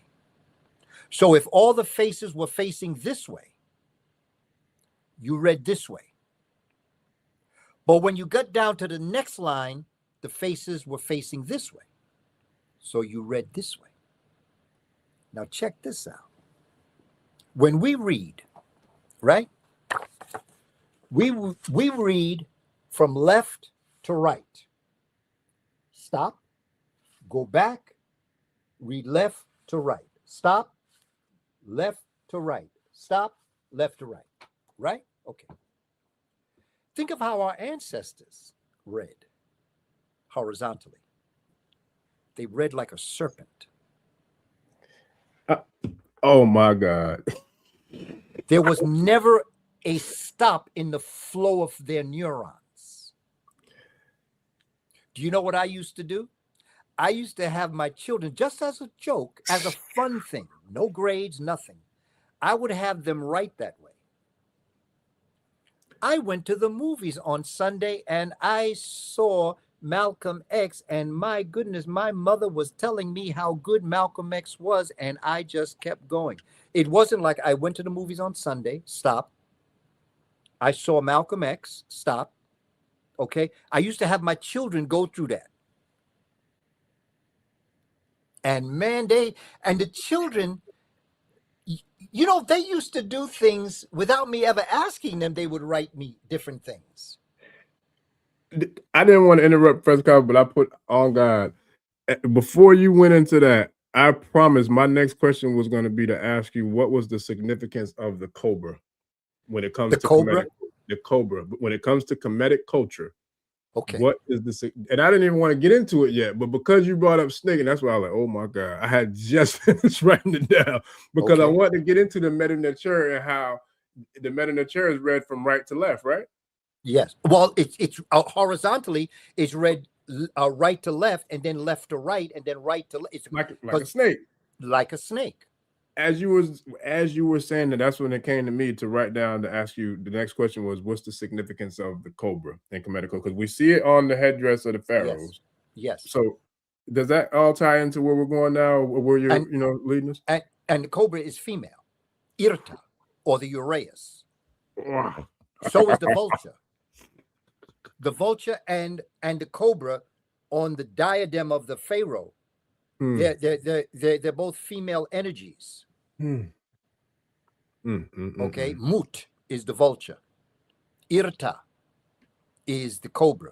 It's a Uraeus. And the significance, again, I go back to Shabaka stone, where in the beginnings of all things, 8 characteristics was left in the waters of Nun as frogs and snakes. Now, why a snake? What does a snake represent? Spinal cord. Well, say again. Spinal cord. Well, you got to look at what a snake does in nature. Okay. And what a snake does, it molts. Yeah. It sheds its skin. Sure does, yeah. And when a snake gets to a point, because it does it multiple times a year, and when the snake knows that it's about to molt, the eyes get very cloudy. Okay, this is how they know. There's some things that are going to happen to the snake. And the snake will segregate itself away from other things. But it will make sure that it gets to a very rocky or rough area. And it will go into itself. And what will happen is that as the old skin becomes crusty and hard, they start to develop a new skin inside. And when it is time to molt out, it will slither across the rough or the rock that will cut open the old skin. And as it cuts the old skin out, the snake moves with a new skin. The eyes get back to being able to see. It's a sign of resurrection.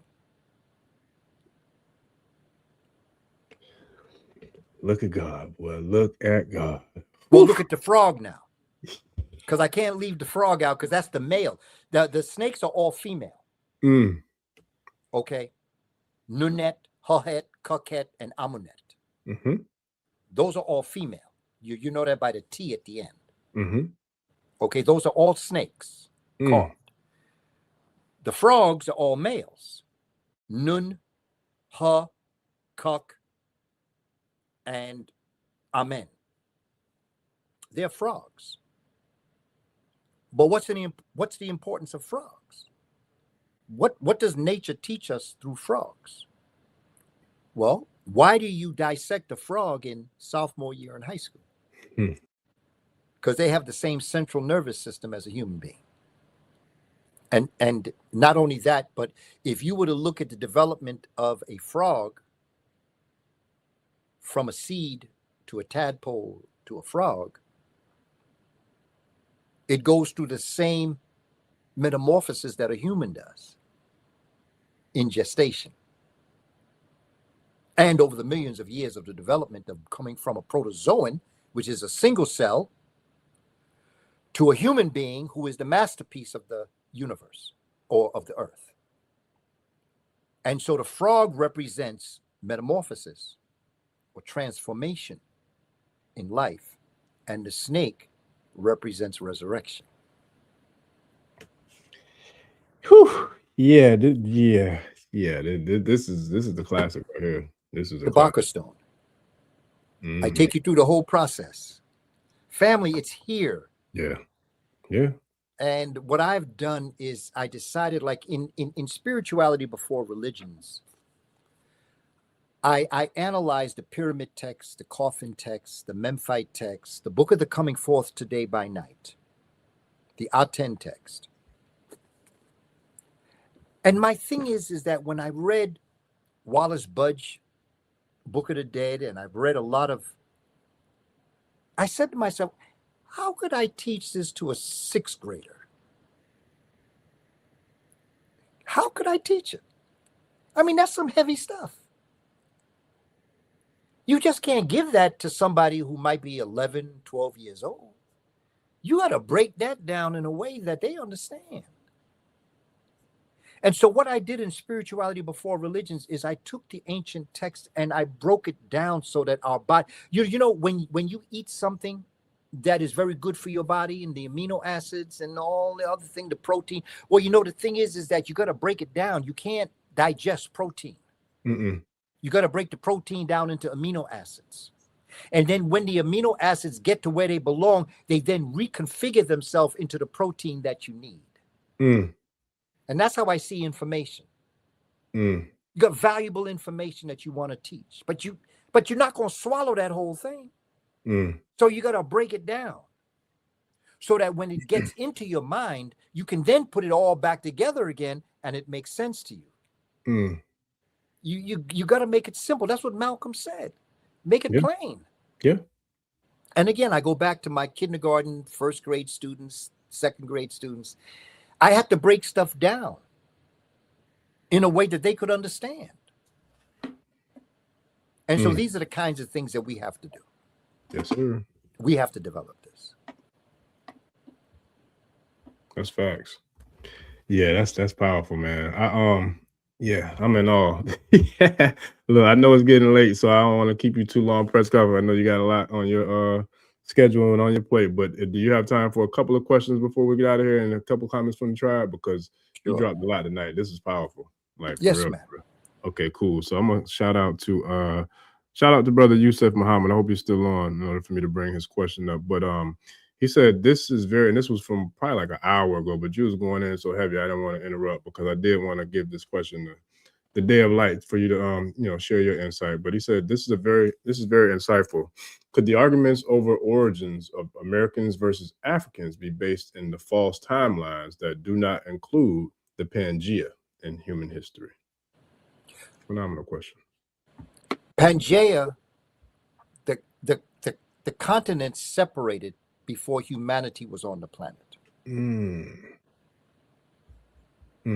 Most organic life could not have survived with what happened during the continental shifts. Pangea happened millions of years before humans came into existence. Okay? But now, the discussion of the origins of Americans versus Africans, it's very straightforward.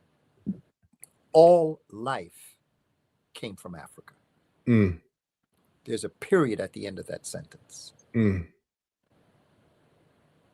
About 100,000 to 120,000 years ago, Africans left Africa and peopled the American continent.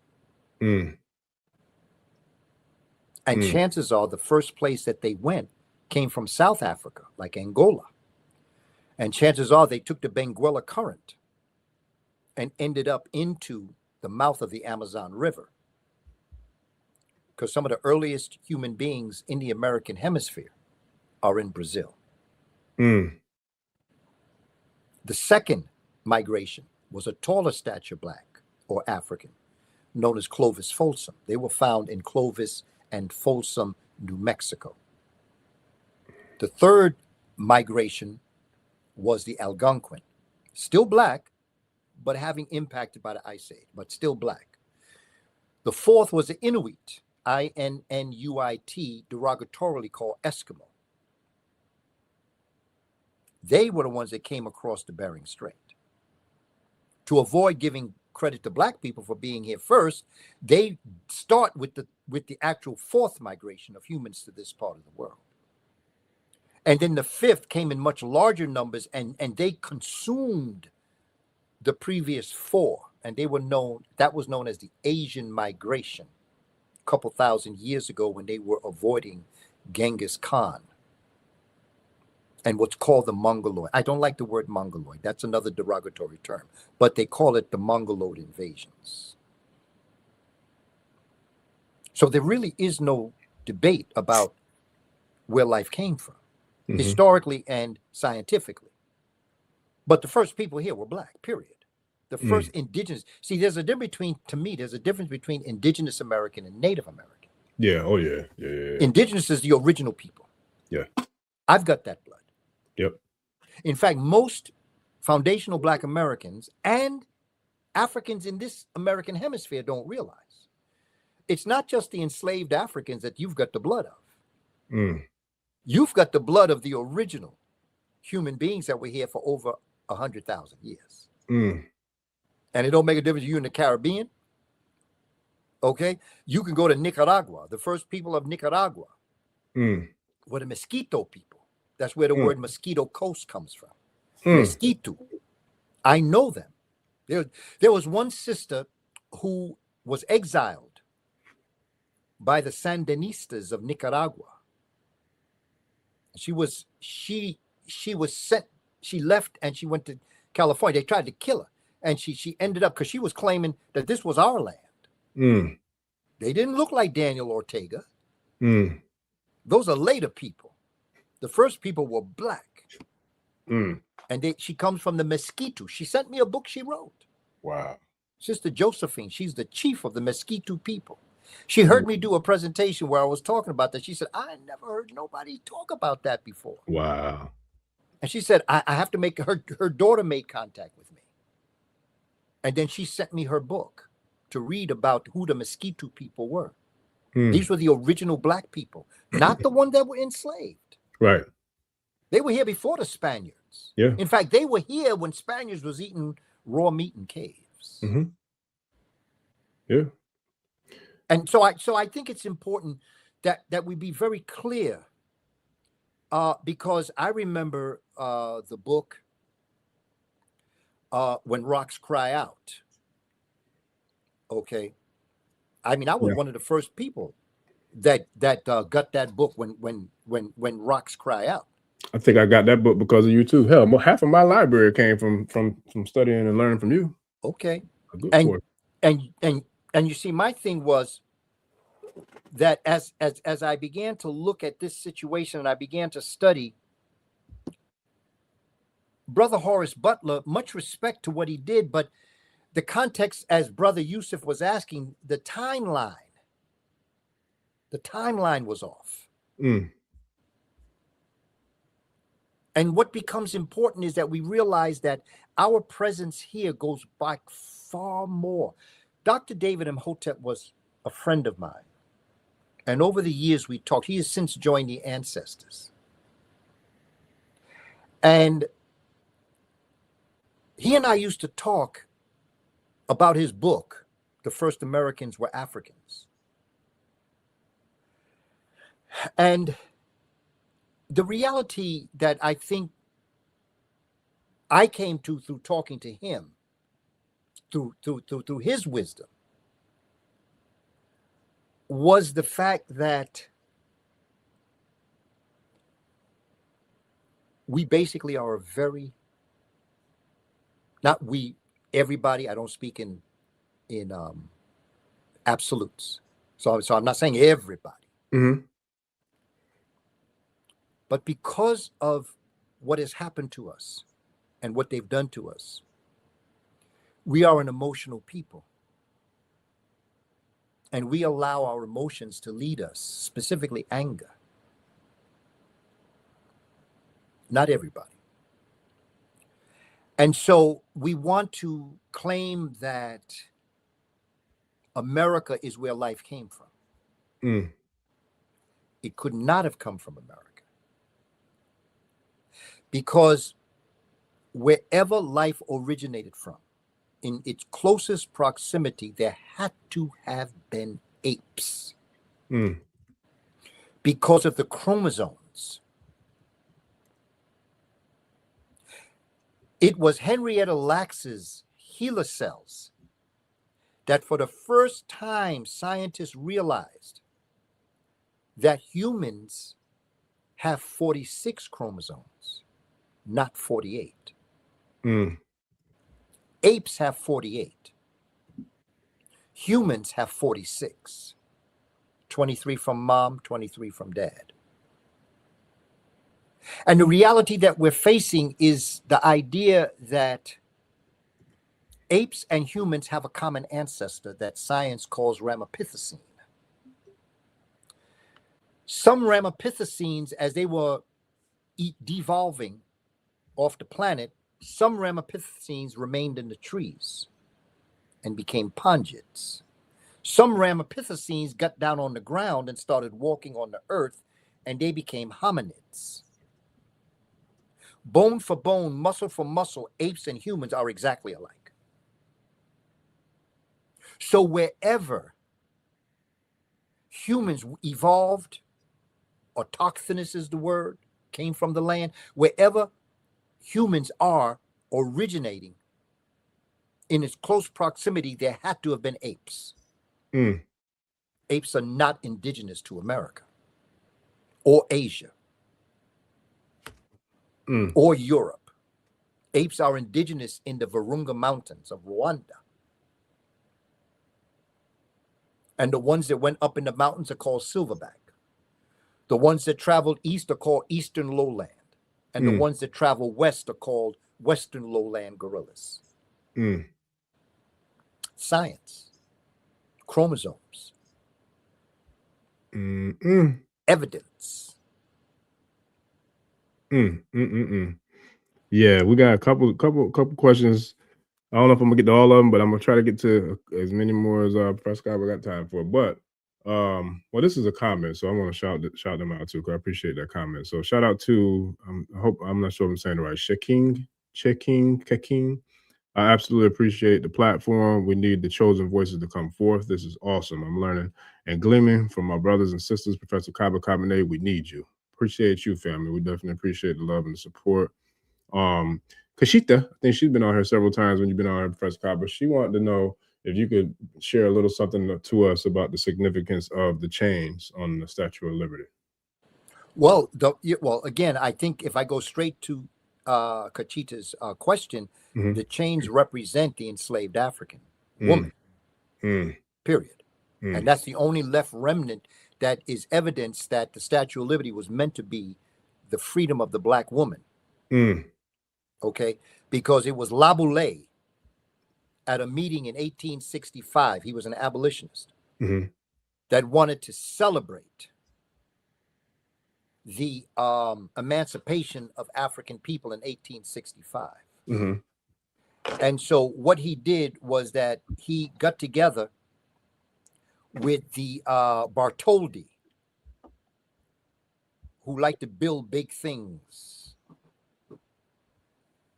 And they decided to build a visual of a black woman statue, arms raised out with chains hanging down, afro. White people say, now what is this? You think we're going to put this in the harbor? This is not going. So they went back and redid it. And they took the chains away, because remember, she had chains around her feet that were broken. So what they did is that they moved her hand this way and put a book in it, and put her hand out and put a lamp in it, and changed the afro to Isis's crown, because that's what that is. That's a black woman's crown, Isis. So the afro points out. Now you can see African women that have that design in their hair, where the way in which that they've twisted their hair, so it looks like what the Statue of Liberty looks like. Yeah. I've seen sisters do that. Okay. Yeah. They got the big, pretty natural fro. Yep, I know exactly. And they said, no, we ain't putting this in the harbor either. Mm. So they went back and they changed her from black to green. Mm. Mm. And that's the Statue of Liberty. And, you know, I often ask us, and I understand why they didn't allow it to go the way it was supposed to. Can you imagine all of those immigrants that were coming? They used to have dreams. Europeans had dreams when they come into America. They called her the lady in the harbor. Mm. They dreamt about her. They searched for her. Mm. Give me your tired. Mm. Emma Lazarus wrote the poem. Give me your tired, you're hungry. Those yearning to be free. Can you imagine those white people coming to this country looking for a black woman? Mm. Do you know the relationship we would have had with them immigrants Mm.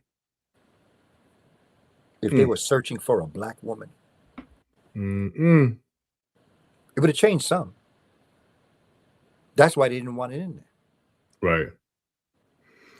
Whew. Yeah. That's deep. Okay. I know somebody actually answered this question, but this came earlier too about the significance of the number 9. That's well, we can go a lot of places with that. But what's your answer to that, Professor Kaba? You want to know what was the significance of 9? This is when you're talking about 666 with the carbon. I'm having a brain fart now, but when we was talking about the number 666 with carbon, Yes. what was it? Well, you know, there are, for instance, there are bases that you can count. Mm-hmm. You have a base 2 system, a base 3 system, a base 4 system. Mm-hmm. And then 9 basically is the base 10 system. Mm. 9 is completion. Musicians, okay, dancers and singers and musicians, they think in base 4.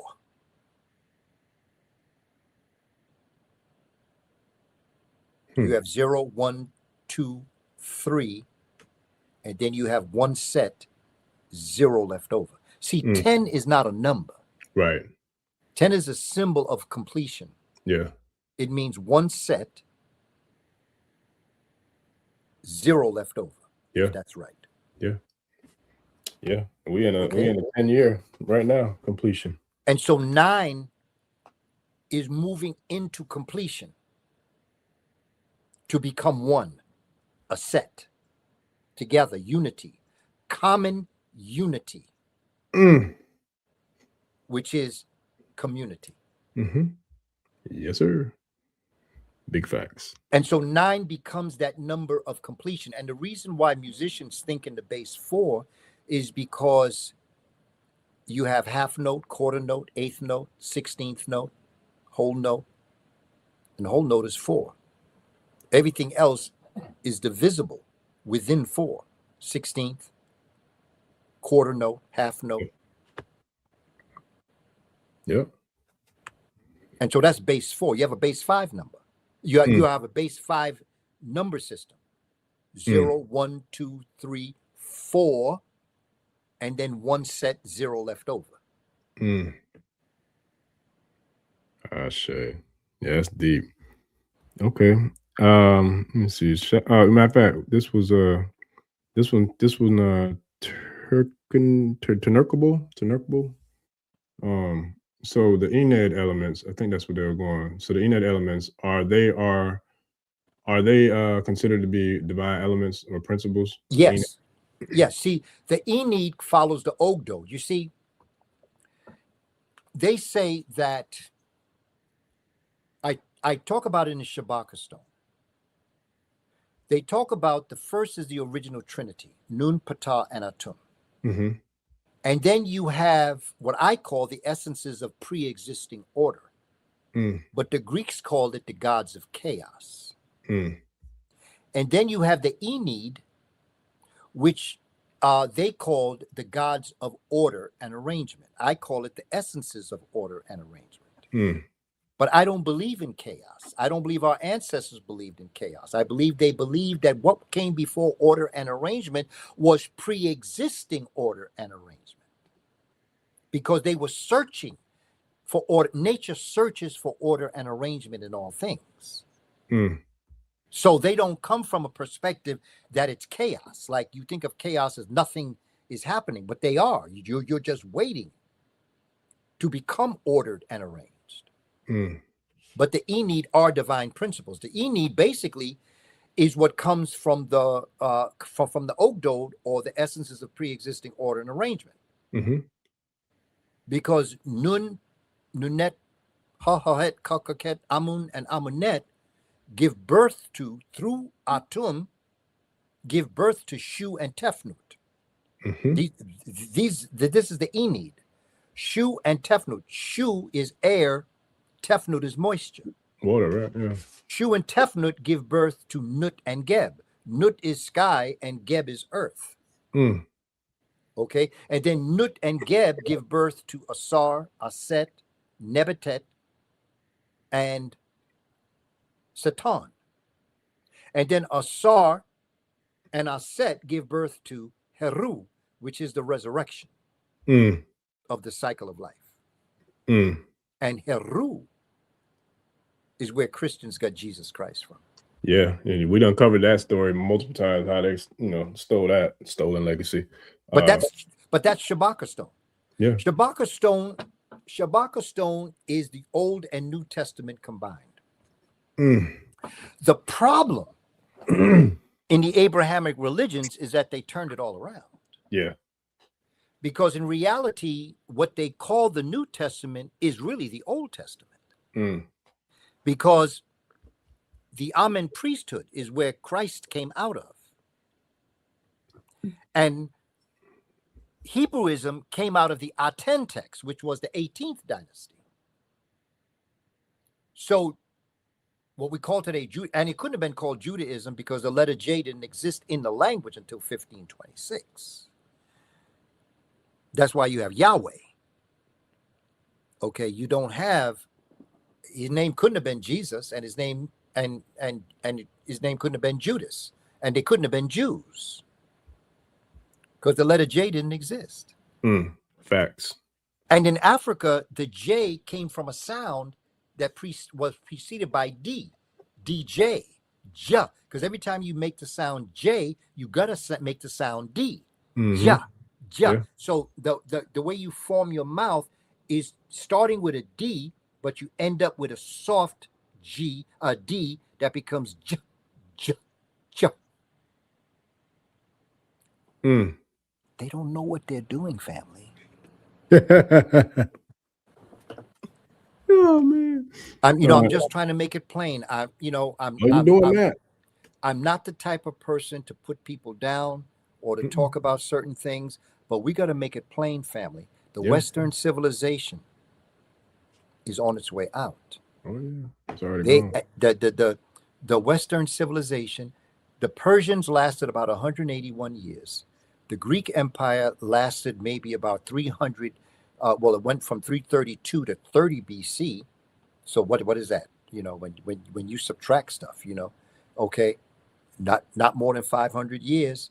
And then when you look at the Roman Empire, they were from 30 BC to 426 AD. So you're dealing with 456 years there. That's not 500. And then Europe went into darkness, and it took the Moors in 710 or 711 to come in and bring them back out of their dark ages and build schools and food and all sorts of technology that by 1492, these heifers thought they knew what they were doing. So they were going to conquer the Moors, and then they started the Western civilization. So from 1492 basically until right now, these folk have been running their stuff, and this is falling. Europe is falling. Oh, it's dead. It's okay. Gone. And it's just very important for us to understand what's happening. Yeah. It's not a good look, family. And if we don't get ourselves together, and you know something else, every one of them fell for the same reasons. Yeah. Yeah. There's two types of government. No matter they say democracy, communism, blah blah blah. No, I'm going to put that aside, and I'm going to just tell you there's two ways to rule. When the people rule, and when few rule.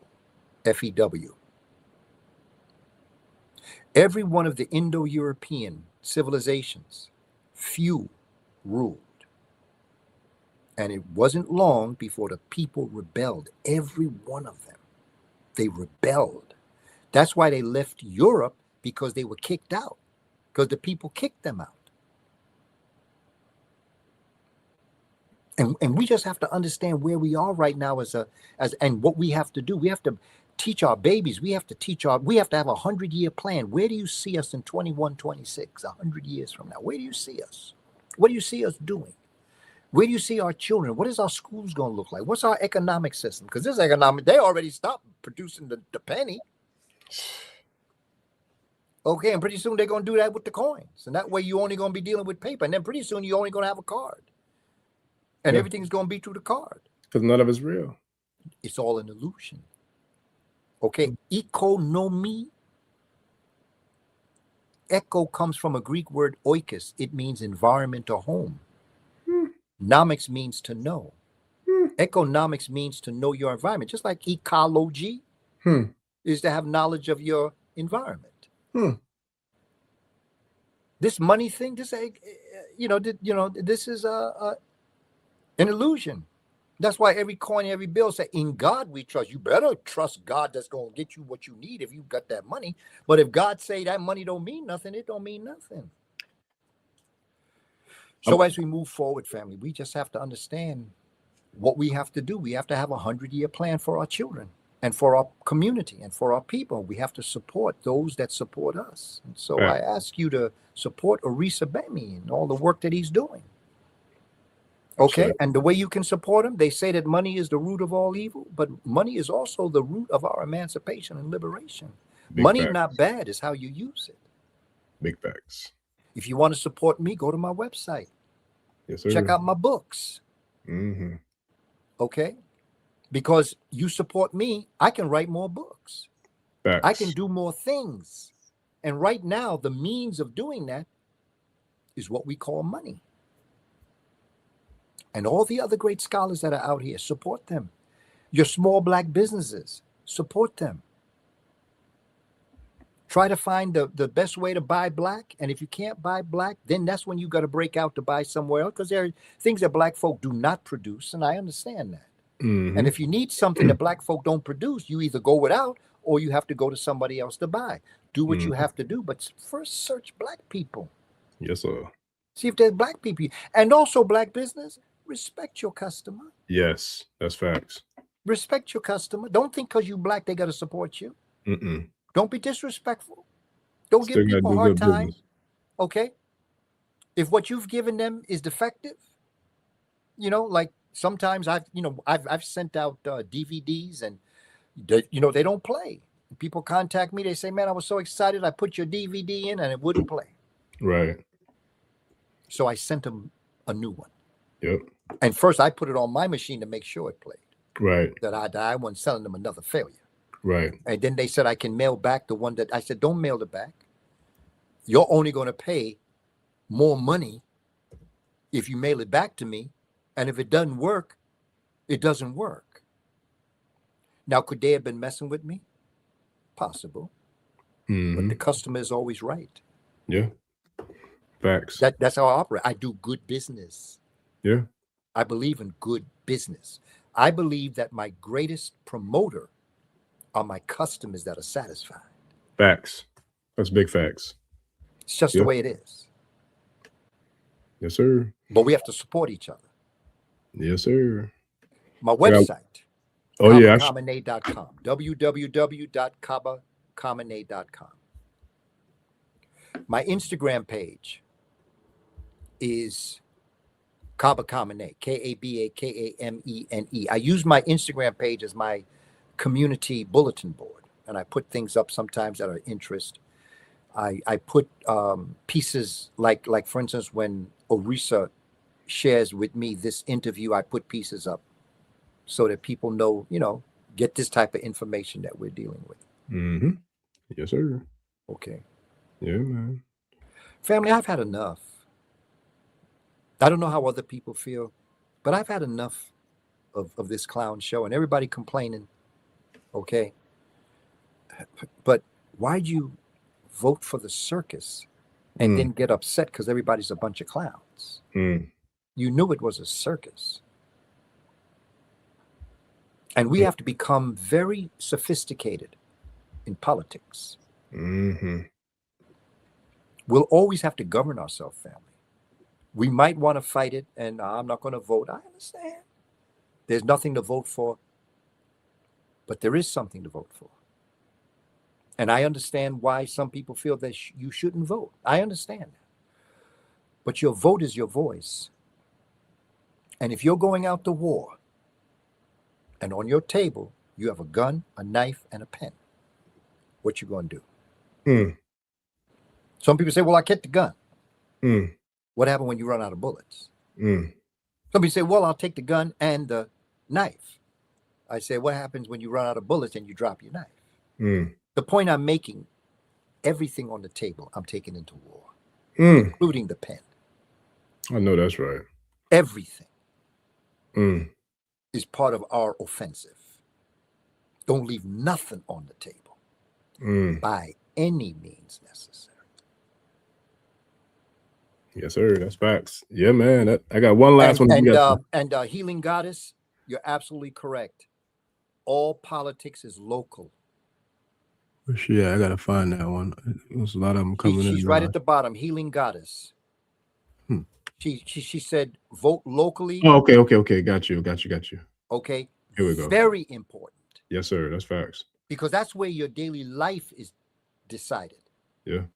You know, when I was teaching, I used to do to get the children ready for like November and voting. I created city government, state government, and federal government, because a lot of us don't know the difference between city, state, and federal. Yeah. And the way I arranged it was the classroom was city government. The grade was the state government, and the school was federal government. And they used to run for office. And the classroom was not called the president. The classroom was called the mayor. Then the classes, people voted for a grade leader. And the grade leader was not called president. The grade leader was called governor. And then the school government, that leader was called president. And we had city council, we had state senators, and we also had judges. Because I didn't have to make the rules. I had the children make the rules. Because when the children make the rules, when you break them, you're breaking your own student rules. Yeah. Not because the school told you this, don't do this, don't do that. Right. Okay. The students decided. Yeah. And behind it all, family, was my aunt. I love that concept. Truth, justice, harmony, balance, order, arrangement, reciprocity. Reciprocity will go around, come around. You shall reap what you sow. And I used to ask the children, I say, listen, let me ask you something. No, I saw you smack him in his head. Would you have smacked him in his head if you knew that somebody was going to smack you 7 times in the head? Reciprocity. You misbehaved. Would you misbehave if you knew that you would get 7-fold back what you did to other people?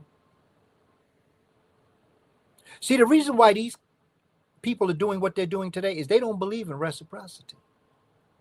They don't believe that what go around, come around. They don't believe that when you chase people down and you murder them, when you enslave them, when you steal their land, you don't know that you shall reap what you have sown. That what go around, come around. That what you give is what you're going to get. That's how we have to govern ourselves. The principles of Ma'at. That's deep. Uh-oh. I love that, Professor Kaba. I got one more if you got time. One last one. Sure. And then at Emperor of Truth 777. I see you, family. I'm gonna definitely I'm gonna actually text a screenshot of your question to Professor Kaba, and then I'll be able to share it with you once I get it back from him, because I don't want to keep asking questions. But I want to share this one because multiple people asked it. But I'm gonna definitely get your question to him too, family, so that way, you know, I can honor your question as well. But this one came up multiple times. Healing Goddess 85 says, "I've been told that the Americas was the empire of Morocco, but haven't found anything saying that. Can you please clear this up for me?" I haven't found anything either, fam. Mm-hmm. Yeah. But the idea is, I do realize the relationship that Noble Drew Ali had with the concept of Morocco, with the flag of Morocco, and the idea of the Moors. I do understand that. But I can't get to that point. But I do realize, and I've also dealt with concepts that deal with the idea of, for instance, the Honorable Elijah Muhammad, when he spoke about the scientist that created white people, Yaqub. Okay. I see Yaqub as a metaphor for the Ice Age. I don't see it as an actual scientist. I see it as a metaphor. And so for me, with my research and where I've come, and again, I'm not asking people to believe me. This is where I'm coming from with what I've researched. Because like I say, you know, when I was reading this work and when I was researching this, I went deep inside of things. And I just haven't come up with any information. I have come out with information that might relate to the relationship. For instance, like with Morocco, recognizing the United States of America, or I should say the 13 colonies, as a, seeing it as a sovereign country, Morocco. As a sovereign nation, as a sovereign country, looked at America as a sovereign nation. I can see that. There's evidence of that. But as it relates to the other things, if I don't have evidence, and not just one source, but multiple sources that say the same thing, I can't go with it until I get that source and that evidence. So to answer your question, I haven't seen it either. Ashe. Oh, yeah, that's deep. Man, it's been another phenomenal episode, Professor Kaba. You never cease to amaze me, man. Like, I thought I seen the best, but nah, we still going. So yeah, this was prolific. It was definitely one of them ones, man. So I give gratitude and thanks. You came through and did what you always do. And yeah, I'm grateful. Nothing but love, gratitude, appreciation. The tribe, they was going crazy, and we had, for it to be this late, we had a nice crowd in here, you know, chilling with us. So I can't wait for everybody else to see it tomorrow. But if you have anything that you want to leave with the family, I'll definitely post all your links in the show description, for the website, for your Instagram, Cash App. And then real quick, where I know you said we can find the curriculum on your website. How do we, like, what do we type in when we need to go look for that? Because I want to get that myself too, Professor Kaba. This one says study guide. Okay. And the other one that I taught in American is called the Kamerican.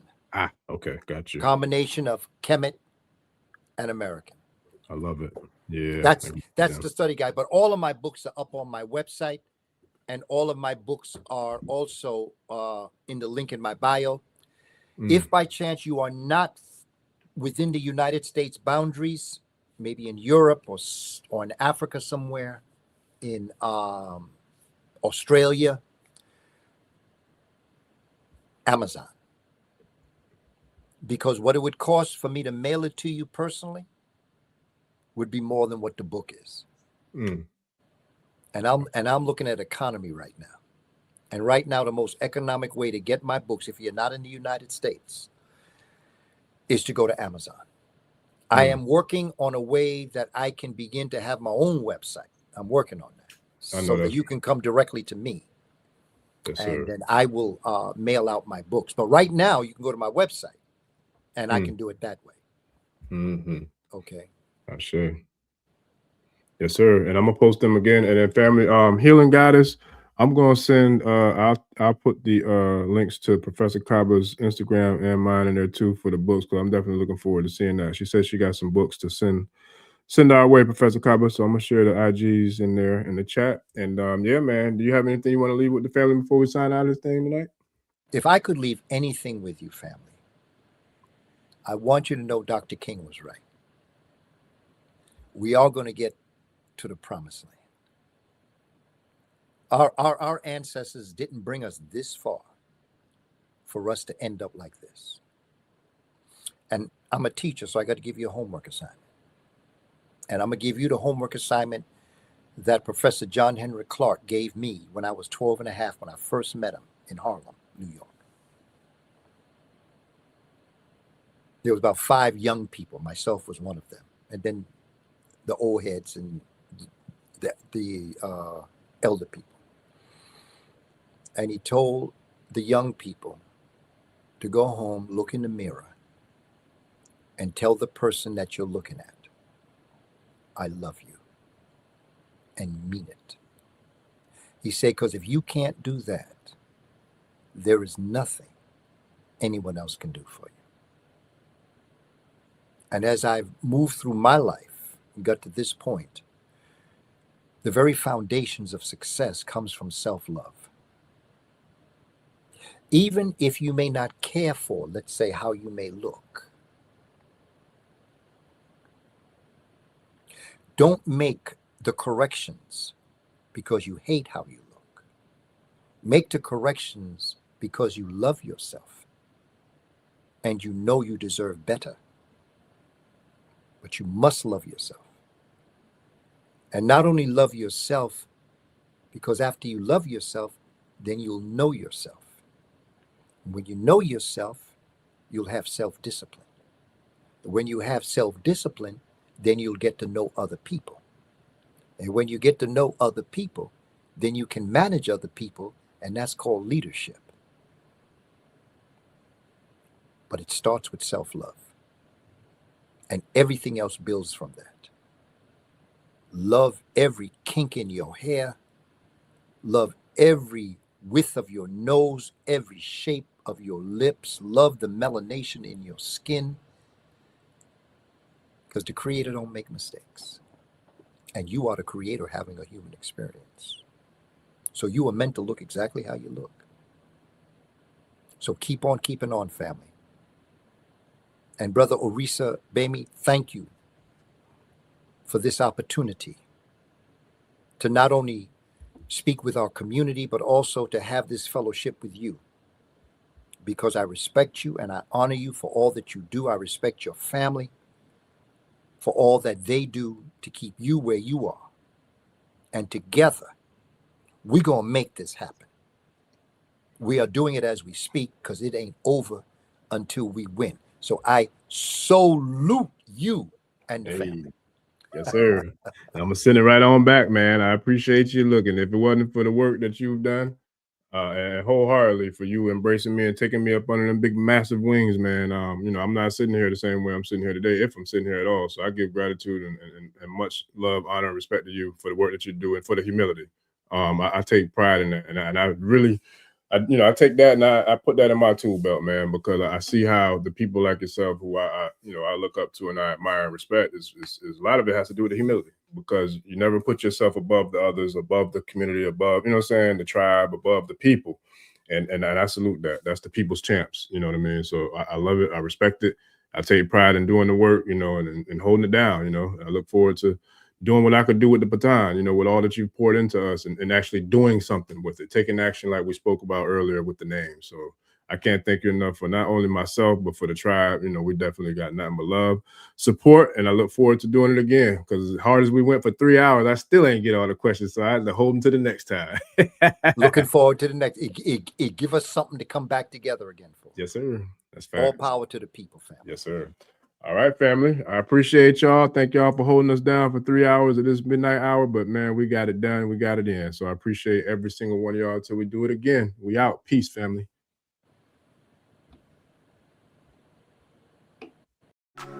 Ẹni tó gbàgbé ilé sàpò ìyàgbọ́ tẹ́ǹtì ẹni takísà ní tàtàn ò bá padà sílé anítìjàkọ ẹja lọ pé eégún mo sí ẹni gbẹ́rẹ́ ìpàkọ́. Forsake not your ancestors and praise your